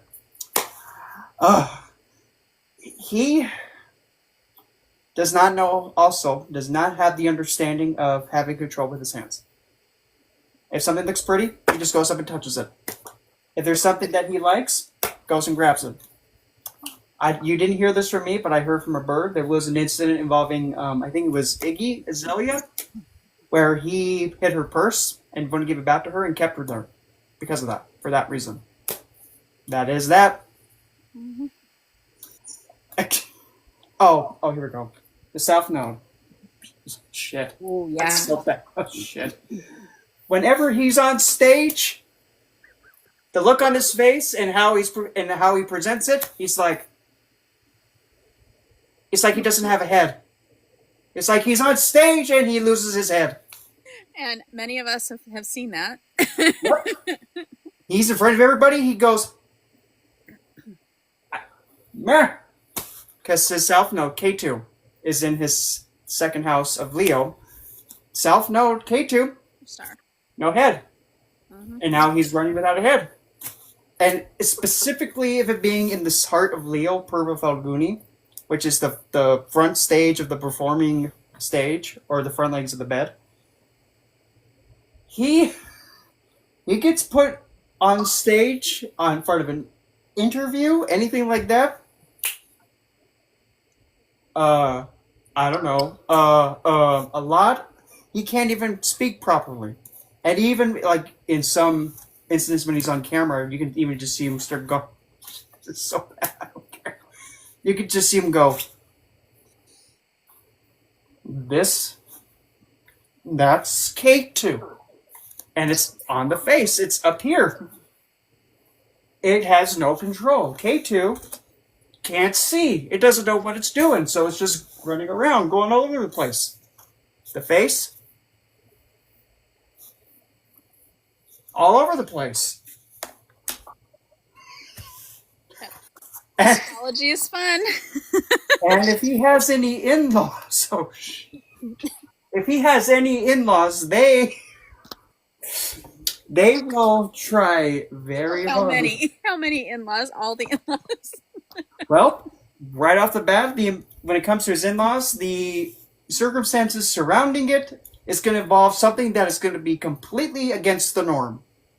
Well, if you have so many marriages, many children with many women, those are essentially, technically, in-laws. Technically. Rahu's in his house of Aquarius in the 8th house, close enough. So when it comes to his in-laws, it's eccentric. It's like, what the fuck is this thing? There's so many of them, it's like, this is different. That's Rahu. Makes you go, what the heck is this? And it would not pass me one bit. He must have had at least one incident with one of those women's brother. One of those moments with one male. There must have been one incident. I could see it crystal clear. There was at least one incident with a brother-in-law or someone like that. At least one. And Musk, if you heard that, hey, if you like the D, Musk, just say that. There's nothing wrong with it. Mm-hmm. So bad. That's so horrible. Are you saying that What? You said an intimate moment one of the with his with his with like one of the children's mothers, her brother, the brother of one of his children's mothers. Yeah, there must have been at least one. It makes sense. And you're probably thinking like that is specific. I'm like, hey, I'm just reading what the chart says, okay? And I'm not being biased. Yes. Yes. Oh wait! Oh shoot! Another thing to stop out. He has Jupiter in Jeshta, but it's retrograde. Oh gosh! When he tries to put himself out there, it's like saying, "Yeah, I'm this. You better listen to me." Ha! You're stupid. Yeah, you think we're gonna listen to you? You can't even manage your own company. You want to go to Mars, but you can't manage the stuff here? Ha! Ha ha ha! Yeah, we're not going to listen to you. His wisdom, he thinks he's got it, and he thinks he has all this power, but he don't know what he's doing. That's a retrograde Jupiter in Jeshta in the 5th. Those that just joined, it is Tuesday Tarot, so we're probably going to pull some tarot cards too, but we did get a little sidetracked and we pulled, we were talking about astrological charts for some unalivers, and so we did go over Gypsy Rose Blanchard. And then for fun, Elon Musk, and that's, if you just joined, it was the tail end of Elon Musk. The replay of this video will be posted on my YouTube and on my Patreon, so please feel free if you want to hear them.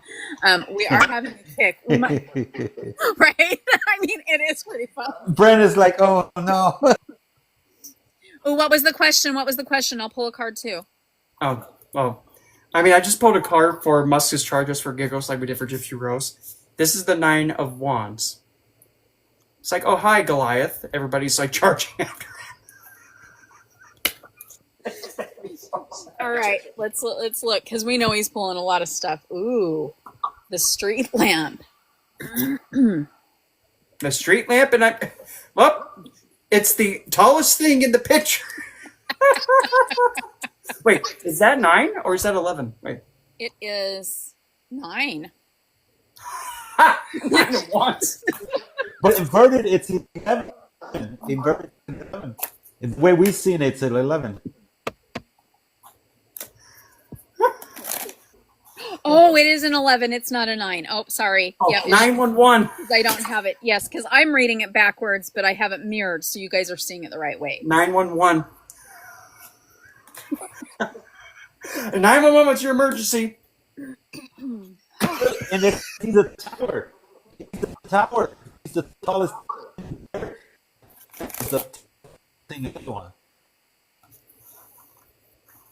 The fun and joy of tarot and astrology. So if you have a question for yourself, please feel free. You can type general or type your question in the chat below.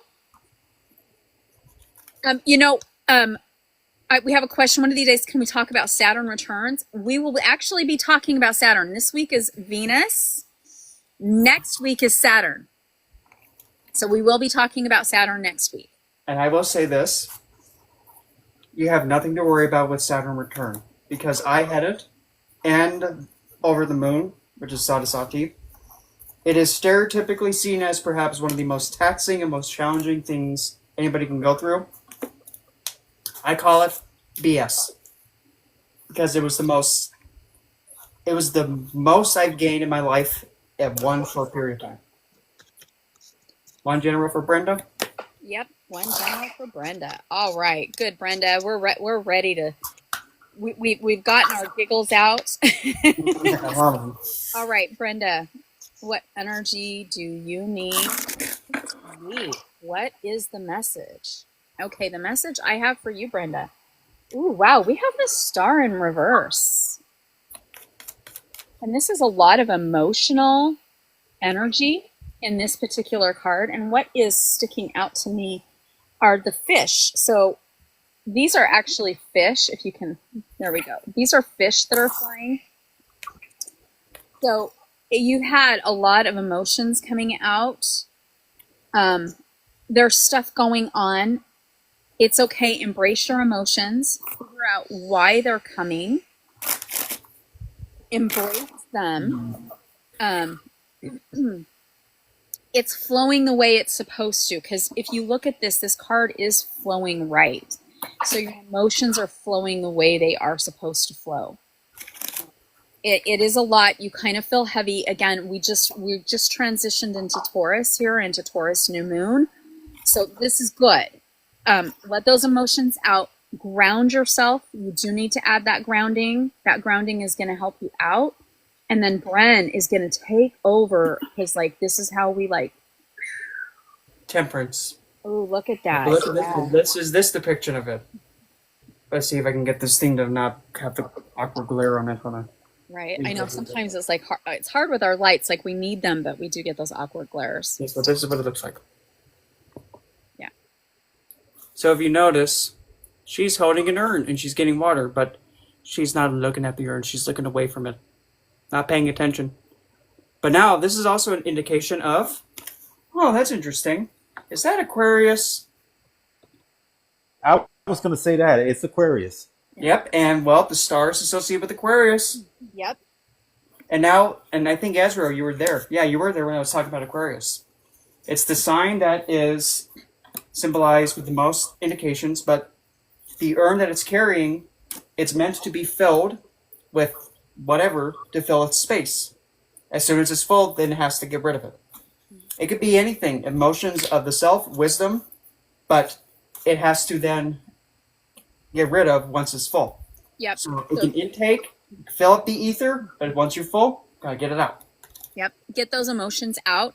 Communicate those emotions. And also, there's also an elderly figure back there in the card. So there could be a figure that is either passed away or an energy that is close by that is watching you struggle and is, in a way, kind of like looking up at you and kind of giving you that moral support. Because the figure is also smiling at her. Kind of like, here, it's like, let's see if I can get it to focus. Okay, this one to the left. You can kind of hopefully see that fake little grin at the bottom, right there where the stick is a little up from that. Closer. Hopefully you can see that grin that it has. But yeah, it's smiling and he has his teeth showing, so it's like he's kind of like being jolly, just watching over this person. Yeah, that's what I'm getting. All right. Mermaid, are you still there? I saw you wanted a general too. I'm gonna grab me a thing of water because I'm gonna see if Mermaid is still here. Yes, she is. Okay, great. All right, Mermaid, I'll start pulling yours. Mo Moore, you're welcome to pull a card and tell Brenda in the chat. As we get a little bit bigger, we'll probably let more people up. But, and then Azrael, I don't know if you wanted to add anything to Brenda's before I pull Mermaid's. And Mermaid, I am getting the cards shuffled for you, hun. No, I usually am in tune, but as I stated on my commute, I a lot of energy has been sucked up in the last couple of days, used up with this new moon, and I think it's part of my intention. What I was intending. So I think maybe this is part of it. It's we've been talking about eggs recently. Remember that sound that Brent, you were playing inside the egg. So that's I feel like I'm actually coming out of an egg. So it's hard to get out of this egg. So it's sort of You're breaking up. Tell the spirits to stop fiddling. Get your crystals out. You got to line your phone with your crystals. Spirits, you there, settle down. All right, Mermaid, your card absolutely fell. Oh, go on, Azrael. Oh, I think we lost you again. Yeah, that's what I mean. Right now, energy is right now. I'm being there's a lot of energy, and I've been seeing it last couple days, last couple nights. Strange energy. I've been waking up 1 in the morning, 2 in the morning, can't go get to sleep. So exhausted. It's one of your spirit guides. One of your spirit's guides is trying to reach out to you. They've got a message for you. Sorry, Azrael. We're just, we'll just be the conduit right now. One of them's got a message for you. I don't know what it is. They're trying to tell you. They're telling us. They're trying to tell you. So, Mermaid, your card came out, and then we'll go back to Azrael. Go ahead, Azrael.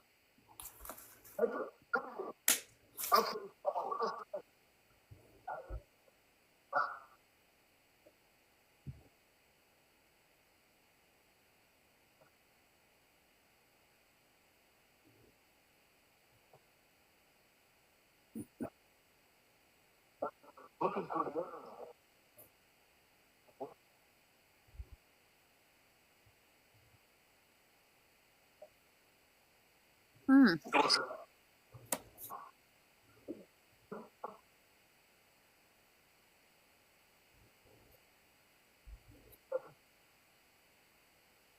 You're looking.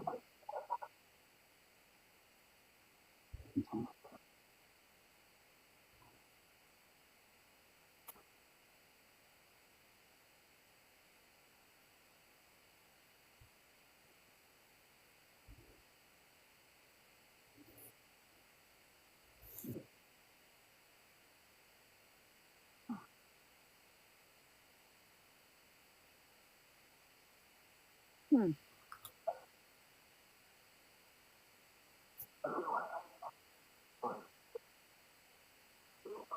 Okay. Yeah, look for it. We'll give Mermaid her reading, and then when you come back, we can probably help you decipher what it's supposed to be. Okay, Mermaid, thank you for your patience, hon. Your card fell out, and I got the Seven of Swords. You are on the defensive right now because you are feeling like you are under attack. Something is not going your way, and that's okay. We're here. We're gonna help get you that guidance. So, do you see all those swords? I'm really getting the impression that you are trying to defend yourself here. You're trying to protect yourself because you do feel like you are under attack. And we see those wings there, so there is a lot of movement. And Bren's got his. We've got to get this chain going here. You got the Magician. But specifically with the Haunted House Tarot, I like to call this card Stetson. So, what's the cause of this? Damn it, Stetson, again? Okay, so, I'm getting from this. Be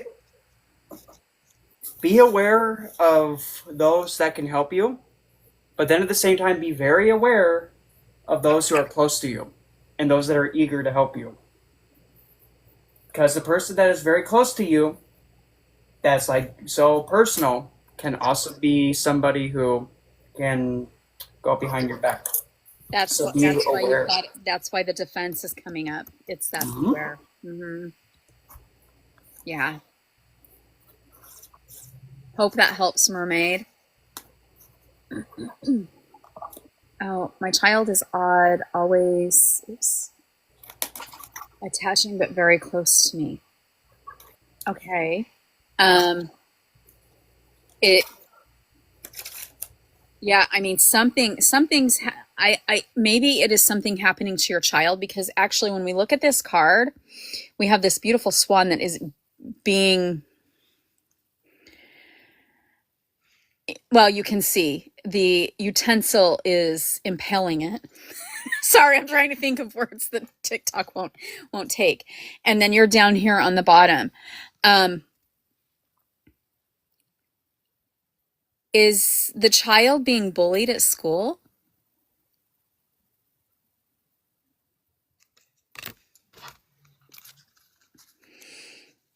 ODD. Okay. Yeah, I'm really getting that the child's being bullied at school. I'm going to pull one of these. Yes, the child is being bullied at school, and there's not justice for the child. No, she's strong. Ask her. Something's going on. Mm-hmm. This is the Six of Wands in the Haunted House Tarot, but if you notice, she's on the horse by herself. This could be like an indication of like being in victory, but maybe by teachers. There we go. This can be definitely, she's back in the corner, but she has means to go somewhere, but she's like in a position where she's cornered though. Yep. So she can win, but she might need some more support, possibly. Yep, and that would be why you need to intervene. So just sit down with her, find out what's going on. Yeah, I mean, it may be you need to have that conversation, like, this is what's going on, and confront the teacher. Have that conversation with the teacher, like, this is what's going on. Yeah, she's standing tall to them. Yes. So even though our kids can sometimes stand tall, sometimes they need that little bit of backing. Male? Does she have a male teacher?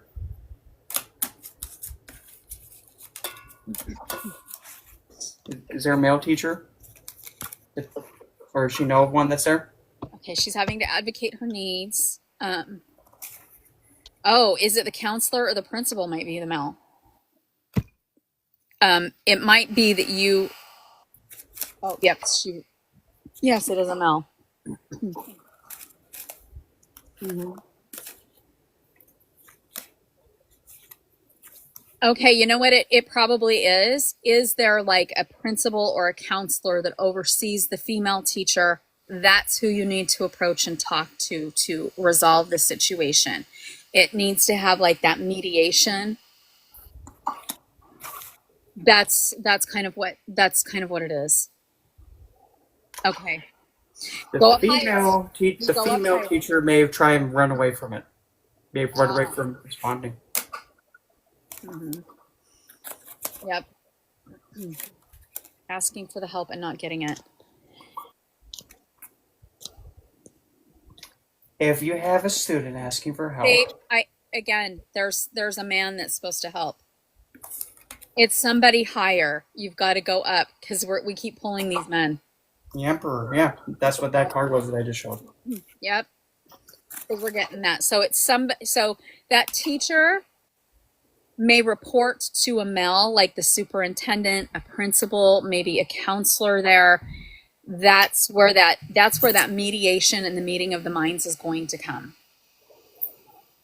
I know the school year is almost done for most places, but sometimes we have to have those conversations to just make it so that we can make it through the last of those days.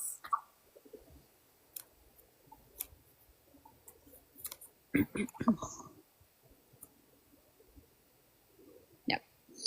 So you're welcome, Mermaid. Hope that helps. Again, tarot never lie. We'll neither do the oracle cards either. So they give us what we need when we need it.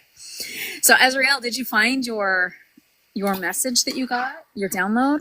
Well, I can't find the other one because it was a state park, but I found one of them, and because I was looking through the online, and I think it makes no freaking sense. And it was a word. It was actually spoken, written. It was TANQUM.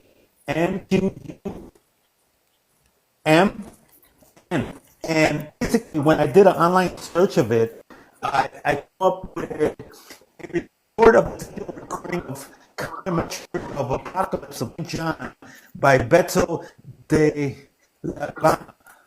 And basically, it was a scripture of art. And I got it here. I have it on the internet. One day I could share it or whatever. But let me show you. So basically, I woke up to this. This is the information that I got.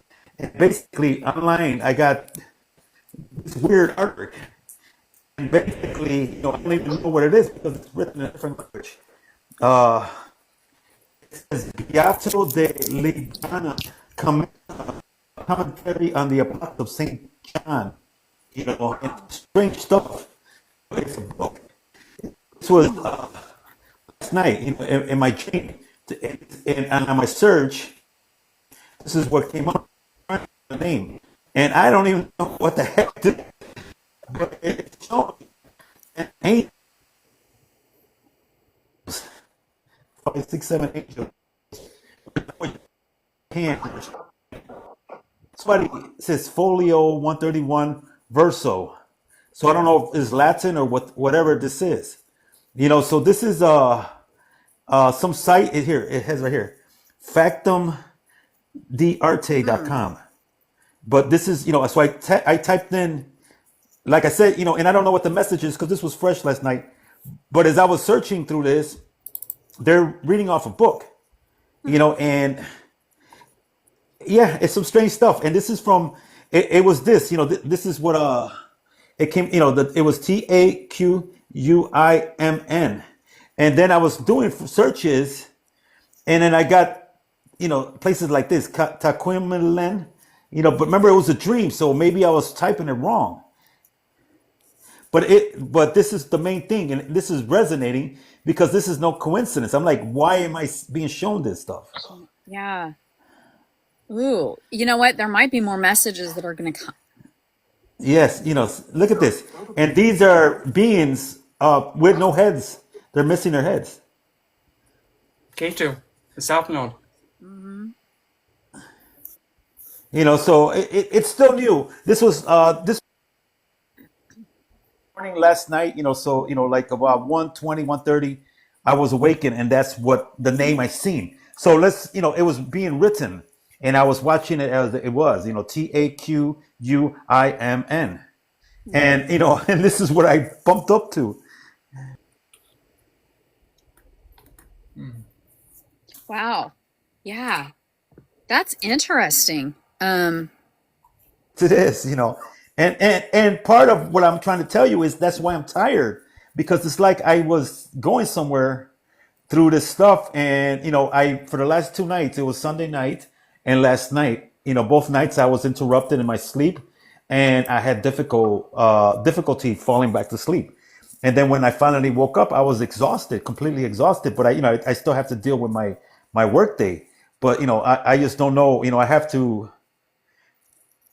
cipher through here and know what in the world this is, because I know there's got to be something within this.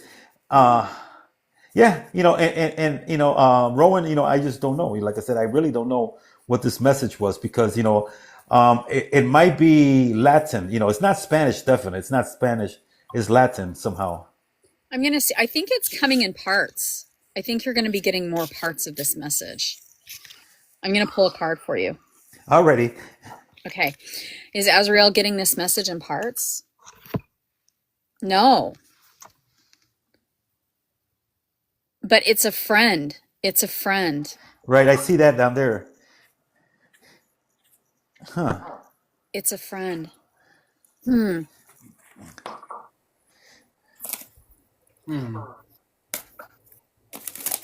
It's, you know what? Okay, so the spirit that's giving you the message is considered a friend. So they're friendly. It is either a friend that passed or somebody that you were really close with that was a friend. Friend that passed away that was close to me, but a couple of years back, he unalived due to diabetes. He didn't take care of himself, but he looked up to me. He always, to this day, I could hear his voice. I always hear his voice in my head.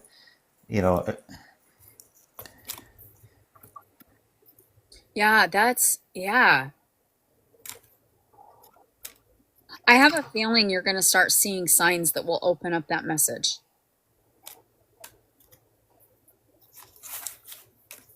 Because like I said, there was the spelling is there, and then when I did those online searches, there's nothing precisely with it, but it led me to this, and that's one of the first things. And I'm like, wait a minute, why am I seeing this? If it wasn't for that dream, I would have never found this. Right. So it's just that, and like I said, so I stood up all night just thinking about it, and it says when we were wait for my card, I kept getting friend. Yeah, and see, we've got friend right here. Yeah. Yeah. Yeah, it's strange. Yes. Sometimes, like that's just it. Is sometimes the messages don't come, like we don't get the whole message. Bren, did you get something? Did you pull something? I mean, I'm still just trying to feel this thing out, because it's like familiar, but not familiar. Yeah. Yeah. It could even be a spirit that you never knew in life that's a friend. I mean, there's something like friend is the connection. They're friendly with you. Like they're not hostile. They're right. Here something, because like see like this annual, like I said, I would look for. Look at this image here. Look at this. It has fish like Pisces, fishes all around here. Ooh, yeah. Who'd you get? Sedna. Okay. Ooh. Abandonment. But Sedna is known to be associated with sea life, fish, because from her fingers came the marine life. And she's also, I believe, Inuit, which is Alaska Native. Ooh. And see, I pulled the tower. I mean,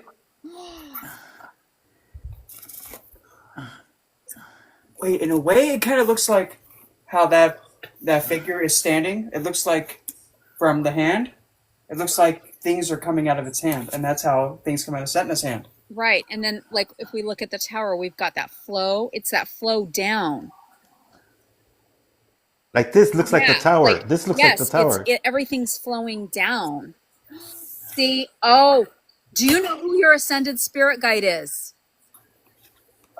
As far as ascendant, yes, but his name is Lanto, Lanto, Okay. Lanto, Lord Lanto. I mean, But you see that wing? You see that wing there? That wing, it's just like that plant right behind your right. head. Yeah. Yeah. Oh my gosh, it is.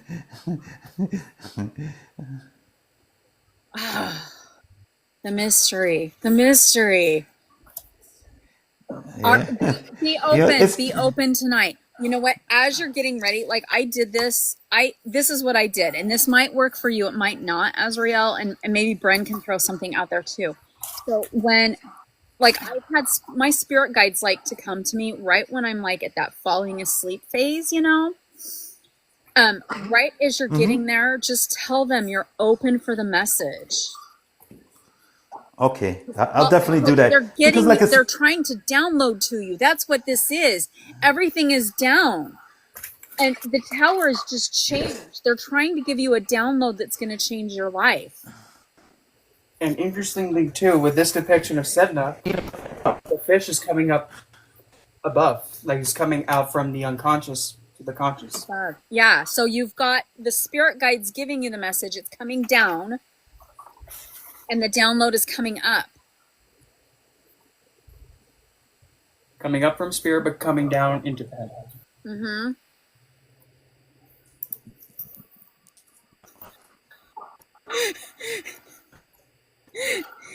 And notice how they did this so that we could like help you work through this tonight. yeah. Well, if you understand, it's just, it's kind of, I don't know, I was not asking for this, like I said, it's strange. I know, what's going on here. But,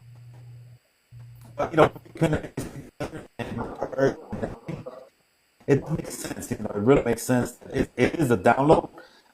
These downloads that I never asked for, because I don't know, Well, it's because as we grow spiritually, we get more information. So, and sometimes it's when we least expect it. Like they know when we're ready, even if we don't consciously know we're ready, our subconscious says we're ready. Right. Because like when we deal with the Celtics, and that we invite them, I druids that we you do. And the Nords came to me. And I knew the Nords came to me because the Odin wing came to me. And and I was like, why would they come to me? But you mentioned it, or somebody mentioned it, that the Nords are actually part of the Celtics. Oh yeah, it was with you. So the Nords, yes, part of the Celtics. So that makes sense. So they're cousins. So you could say they're basically cousins. So, but then this scenario here is like, I know it's a message, like you're stating, but it was not something that I invited, I didn't, ask for this additional information. So for me to understand it, I will probably have to reserve some time and go through it. But, with those cards that you're reading, it's a confirmation because it does make sense with that tower flipped upside down, that thing on the right side that looked like a tower upside down. And when Brent pulled up the mermaid and the fish, it's the same scenario. There's fishes right there in the bottom. Yeah. So it all connects. So the confirmation connections are there. Now, the thing about it is looking a little bit more into it and trying to understand it. What is the purpose of it? Because like I said, when I found this might have been 2 a.m. Yeah. So I'm here trying to go back to sleep. I don't know why I was woken. And, it's a strange scenario because usually, when I'm asking, stuff, we're working. So I know exactly to anticipate a message. Yeah. Can we have messages that are delayed? Like, for example, something like that. Manifestations. I know manifestations do get delayed. So maybe this is something like that. Okay. Yes, and like, well, and I do want to point out the friend card is in the rain. So we've got that water, fish, water. But yes, they can. Um, because a lot of times spirit, they're going to sometimes give us stuff when we least expect it. And like I was talking about right before you came on, I was talking about how sometimes they give us just bits and pieces to get us the information we need. And a lot of times spirits will come to us when we are in that sleep stage. So it's right when we are just falling asleep, or right before we wake up, or right before or after an REM cycle, because that's when it's easy for them to connect with us. And then that information is downloaded into our subconscious, and then we have to pull it out into our conscious. That's why it's always like, I literally have a dream journal on my nightstand, because that's a lot of times when spirit is reaching out to me. So, and I know, like, even when I've talked to like a lot of my other friends who are mediums and stuff, that's what they always say too, is like, that's, yeah, because we're able, like, even though we're asleep, our subconscious is open. It's like open to all these messages. And so we're probably constantly getting downloads that we just haven't put into our everyday life. And that's something that I always encourage, individuals to do the same thing, dream journals and have journals. So that's the first thing I did. I rushed to my phone because that was the closest, because I had it set next to me in order for me to be able to use it as a alarm clock. I had to set up the time for 7:40 in the morning to get up to, so I had that set up. It's strange too, mermaid. You got the mermaid, which is oceanic, and then we have another individual down there. Even though the spelling is different, is rain. Mm-hmm. So we got mermaid, rain. Yep. And it makes sense with the that umbrella, with the rain going on, and then Brent picking up the card with mermaid. Yep. So it's all close. I think this is a moment where maybe it's a message for everybody. Because in that sense, like I said, it wasn't really directed toward me. My interpretation when I seen it, and I knew exactly, because as soon as I seen it, that's when I opened up my eyes and rushed to Google it. What the heck was that? So and it was felt more of a message that I had to get to somebody. So I was eager to actually search for it because there was a message behind it, but I never really understood it. Yeah. No, and it is really amazing. Like sometimes some of the messages we get from spirit. I mean, it really is. And it helps. It helps. Like I see, like there's a lot of us that have those gifts.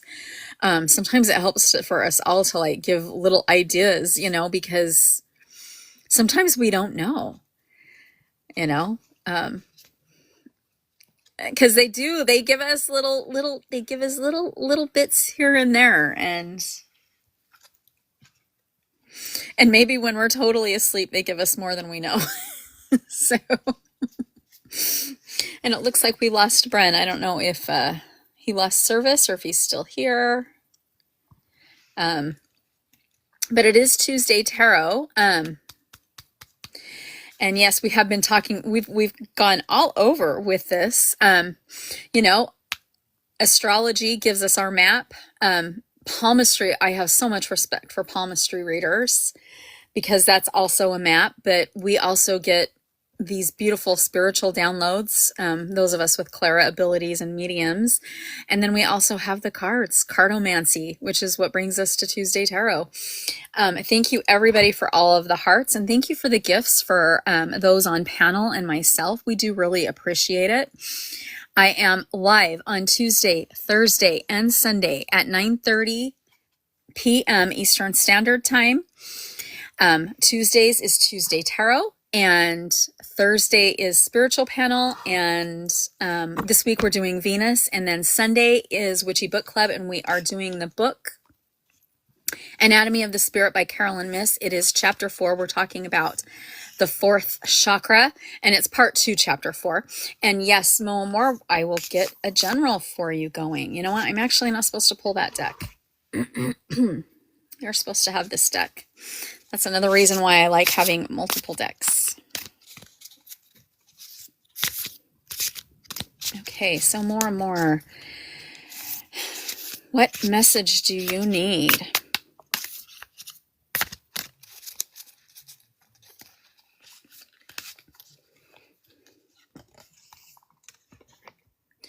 Oh, wow. We got the Page of Cups. You are literally, you're starting a new journey. So there's something new in your life, and this is a very beautiful journey. And look at this. We've had this fish and this water all night. All night, fish and water have been the big thing through the night.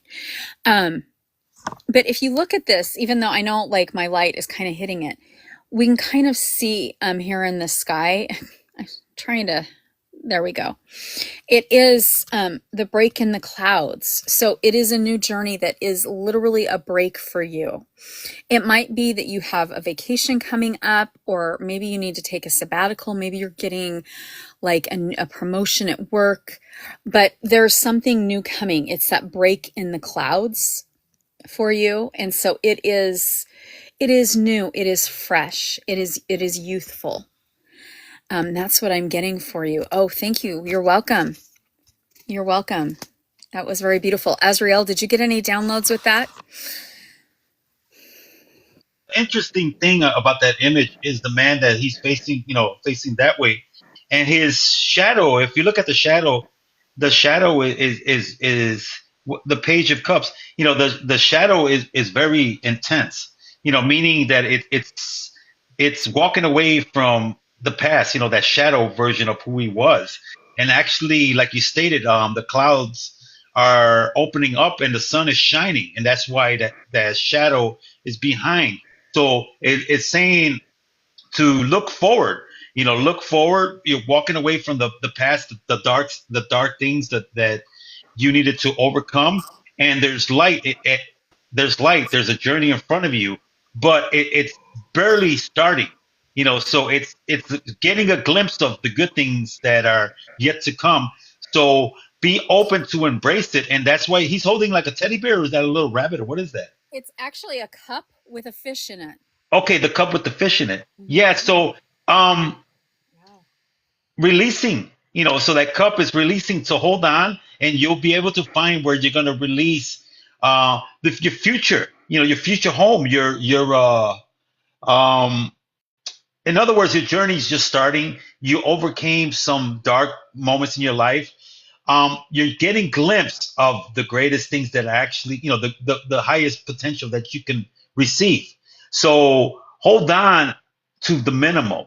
You don't need a lot. You don't need a lot of weight on you. In other words, release a lot of what you don't need, the burden that you felt are things that were holding you back, because you have a positive future, and that's what I'm getting. You have a positive future, but right now it's starting. So be patient, be very patient, because the clouds are barely moving to the side. They're barely moving. So you can see the shine, and that shine will remind you to smile, and that smile will remind you to stay positive. Yep. Yes. Yeah. Beginning of a new journey, and new journeys are beautiful. They're because we get to start over whenever we need to. That's like the nice thing. And so you've worked your way to that point. And so let those clouds keep parting and let that sun keep shining. Yes, yes. And have a lot of grace for yourself. Always have grace for yourself. We're constantly healing and growing. And, sometimes it's really hard because we're like, well, I want to have this done now. I want to be strong now. I want this now. And you know what? It's okay. We need to have grace and patience for ourselves, because to get us to where we are and where we need to be, it's not like a fast thing. It's literally baby steps. And I say that a lot. I actually said it in my last live a lot. As weird as it is, the movie What About Bob? The whole concept that you can take away from that is baby steps. Life is baby steps. When something traumatic happens to us, that's not a baby step, but getting over it is a baby step. And just like when we look at nature, when we watch, like if we plant a seed in the ground, that seed, it doesn't just pop up overnight. It takes time. It takes water and sun. It takes all of the elements to nourish it, to help it grow. We require that too. And so we do need to make sure we give ourselves grace and space to be able to grow. Mm-hmm. And the thing about it, as I'm thinking about the image, because I'm looking at the image and reliving it, in my mind, you're looking at it. He has the cup, in his grasp of his palm of his hand. The cup can hold liquid, but yet the cup is also holding the fish. So it's telling you, the world. You have the world in your future in the palm of your hands, and remind yourself not to fill the cup all the way up with one need or one want, if that makes sense. You need to leave room for life. That means your essence of who you are as the individual. So don't overwhelm yourself with the material world, for it's within your palm of what serves you is within you, if that makes sense. It does. Well, I hope it makes sense to you, Mo. Yes. Does anybody else want a reading? Because it is Tuesday Tarot. Yep, there we go. Makes sense. Good. And that was a very beautiful reading. We've had some really great, like tonight's been a fun night. It's been really fun. I love Tuesday Tarot. It's really great. So yes, if you never know, you can come every Tuesday. So if you want a reading for the week, you can come every Tuesday and get your reading for the week, whether it's a general or you have a specific question. Again, thank you so much, everybody who gave hearts. We're almost at 10,000. Can do a love if you like. Like a love reading, Mermaid? You want a love reading?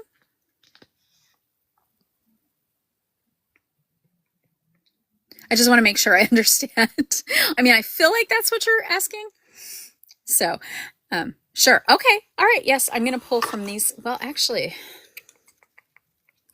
I think I'm supposed to. Let me grab my goddess cards off my shelf. 1 second. Okay. There we go. And why I put them on the bottom shelf, I don't know. I need to pull. I hate the bottom shelf. I don't know what to put on the bottom shelf half the time. Okay. I have a couple different decks of goddess cards. This is my two favorite decks are the Dark Goddess deck and then this deck. This is the Goddess Power. But I feel like this is the deck we're supposed to get this from. So what love energy does Mermaid need?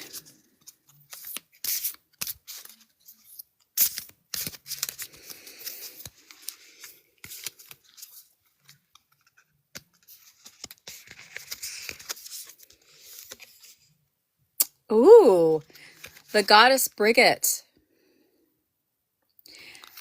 Wow, this is profound. So the Goddess Brigette is actually new beginnings too, but she is also love. She is love of motherhood, mothering and nurturing. So there is this, you have a love within you that you are a nurturer. And regardless of if it is directly to children or friends, and sometimes we will have friendships where we may actually be a mother figure to friends. There we go. And yes, you are. And see, so that is what it is. And it is a highly appreciated. And I'm really getting the energy that the Goddess Brigette is with you. She is helping you. And she is guiding you to this beautiful motherly love. And we need that. The world needs that because that is how we get peace, love, and understanding within the world. So that is a very beautiful, there you go. That is so beautiful. I knew I was supposed to pull that deck. And ironically, this week we are doing the planet Venus, and Venus is the planet of love. So on Thursday on the spiritual panel, we are talking about Venus.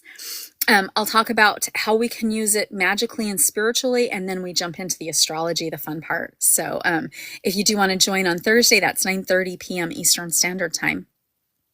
And if anybody else would like a reading, please feel free. Azrael, did you want to add anything to that one? Can I look at the card one more time? Because I was trying to figure out. I see butterflies. I'm trying to see. Is no, no. Okay, okay. So she got a head. Okay, okay. I understand it. So, what I see in this is actually transformation. Self empowerment. So, in other words, embrace your inner strength.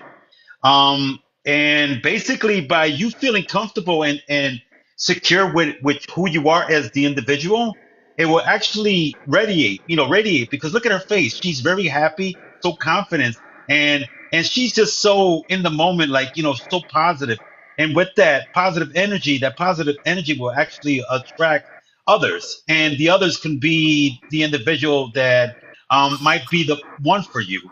So empower yourself and don't ever settle for anything less. Just know that at the end of the day, if you're not finding love from outside, just know that within you, you have values and you're going to be there when the person that does deserve you will be the one. So it's embracing yourself and actually allowing yourself to recognize the small things that you need. The smallest things are the ones that are the things that we overlook. And I definitely suggest empower yourself by finding look within, and that would actually shine just like she is. If you look at that image, she was very happy and smiling, and that bouquet of flowers as a crown. So she's a princess becoming a queen, but you have to embrace that queen within. Yes, yes. Thank you, Azrael.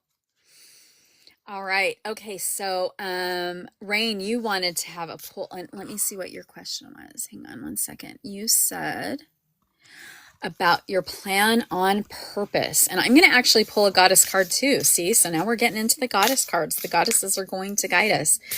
And again, I'm going to use this goddess deck because I'm feeling drawn to this one tonight. So, Rain, your goddess for your plan and your purpose. Oh, this is so beautiful. Estera. So we literally just had Ostra. And Ostera is the German goddess of Ostera. And so it is new beginnings. New beginnings is like literally we are in spring where all of the animals are now giving birth to their new offspring. And these are new beginnings and new journeys. I'm really feeling that you have like this beautiful spiritual path that you are on, and it is the right path. Let it fall into you, like fall into place for you. You are going to be given everything that you are supposed to have. That knowledge is going to come to you. And yes, it is literally like a new beginning. And it's like walking again. You are just in this beautiful light. And I mean, if we look at this, there's a lot of beautiful light. You've got knowledge and wisdom coming your way. Embrace it, suck it in. It's going to help you on this beautiful path that you're on. You're doing everything you're supposed to. You're literally, so keep following the path that you are on. Everything is going to fall into place as it's supposed to, as the universe and comes to you and gives you the downloads that we talk about. It's literally this wisdom and this knowledge is going to come into you as it is supposed to. Azrael, anything you want to add about that? And You know what? I love those cards because they inspire. Uh, I won't say thoughts. They inspire downloads, energy. And just like you stated right there in the bottom, new beginnings, and embrace the new possibilities. It's basically that card is reminding uh, that you need to know that every ending. Once you embrace every ending, you will actually see that those endings are a start of a new beginning, where these new beginnings are filled with many, many potentials. So nothing wrong with being renewal and looking at things with new perspectives. So embrace the opportunities, as they come. Overall, allow yourself to grow and be able to transform. Because you know what? The skies are the limit, and when they say that, anything is possible, and that includes the individual. So we can utilize our experiences to allow ourselves to transform throughout our lives, continuous transformation. So that way, you empower yourself with embracing the possibilities that are ahead of you. Yes. Yes, yes, yes. So beautiful. Um, yes, you're welcome. You are so welcome. So what we're going to do is we're going to wrap up for the night. Even the sky is limitless. Yes, yes, yes, yes. The sky is, and we have so much. There are so many potentials and possibilities out there. So for you, Rain, and for everybody. So Azriel, are you going live again this week? Man, you know what? If I do, it'll probably be Friday again. Because Alien T won't be back to the 12th, and I do want to at least commit, one day of the week for his live slot, so that way, it continues. For those individuals that have been looking for a place. So yeah, most likely it'll be Friday, and then if you want to go extended on Thursday when you do your live, because we'll be talking. Okay, so we did Venus. Jupiter. Is it next one is Saturn? Are we No, doing Saturn? Venus. We're doing Venus. Oh Venus. yeah. You're my fire. Oh, yeah. My desire. Yes. Oh, desire. Okay, yes, we are really young. Yes. One of the best 80s songs ever. I remember actually like memorizing that video and dancing it all the time. Yes. Got it. Ooh, baby, she's got it. Yeah. And we'll You know, probably sing it for everybody on Thursday too. yeah. Yes. I gotta find the lyrics to that. I don't remember all of them because a lot of these songs I really haven't heard recently, but I still remember that because we grew up in a good time, with the videos first coming out and all that. You know, it was a great time. And But videos were cool. I mean, like now, like MTV is all like weird stuff. So karaoke night, yes, karaoke, spiritual karaoke night. What song reminds us of what our topic is? But yes, so Thursday, our spiritual topic is the planet Venus, how we can incorporate it in our magical and spiritual practice. And then, of course, the astrology. And Venus, there is so much to talk about. There really is. So some of the planets we have more to talk about than others, but yeah. So Venus will be very, very fun. So, and yes, we'll talk about crystals. We'll talk about the herbs. We'll jump on everything we can. So, again, if you're not following me or Azriel, please make sure to follow us because we do go live. And we are part of this beautiful spiritual community here on TikTok. And I am going to wrap up for the night. So, Azriel, anything else you want to say before we go? Well, I just want to say that it was an honor to be up here, with yourself and also Bren. I'm not sure if we lost him or not, but even that little moment that he was here with us, it makes a difference because it shows when we are all in one place, and I'm talking to even those in the comments, when we all come together and just there, that energy uplifts all of us. Our spirits are being put into action. And when I mean action, we're creating beautiful things. So it's like magic fairy dust. They just call it fairy dust. So, and for those that are looking for love, we can attract love, joy, and abundance in our life by just shining, and accept who you are and those individuals that you come in contact with, that energy is going to be within you and all around you. And it vibrates throughout everybody, and that's the thing about it. We attract what we are. So love yourself, embrace yourself, just like them cards were saying. And whatever journey is in front of you, it's for you when you are walking in the true essence of who you are as the individual. And that's all I want to say. Just stay positive and trust me. There's a reason we're all here tonight, and it's believing that everything happens for a reason. The experiences is the main key. When you're in lives like this, take notes. Take notes. Don't wait an hour from now and say, "Oh, what they talked about." Embrace it right now. Take the chance and just write it down. And if And that's all. Go ahead, Ron. Oh yeah, I was gonna say, and if you like, Azrael's right, take notes. Like you learn so much. Like I'll listen to podcasts sometimes while I'm working just because I need background noise. And those ones are ones I'm not taking notes. When I'm listening to spiritual stuff, I literally have notebooks where I'm like, "Ooh, that's cool," so that I can take notes. If you came late or if you missed something and you're like, "Oh, I wish I'd taken notes," I do post this on my Patreon and on my YouTube. So you can actually, if you go in my bio is a link to my website and to my Patreon. So that way you can actually see those, and you can watch any old ones too. And I see somebody says Moldavite. Yes, I love my Moldavite. I wear it every day. Oops, there we go. Let's see how I move my hand. But yes, I love my Moldavite. I have a necklace too, but I'm not wearing my Moldavite necklace, but I always wear my Moldavite ring. Moldavite's amazing. But with that said, Azrael, thank you as always. Such a pleasure when you're up here, and we just have like such a great connection. And I think Bren dropped down, unfortunately, and Bren also is just amazing. Thank you so much, everybody, for joining and coming here. Anything else you want to say before I say goodbye, Azrael? No, not really. I'm just happy, like like you mentioned earlier. When we feel down and out, because I was feeling down and out. But you know what? I just advise everybody. If you're feeling down and out, reach out to somebody that can uplift you. I'm pretty sure they will take the time to say, you know what, hello, or something to kickstart what you need, and that's that little spark.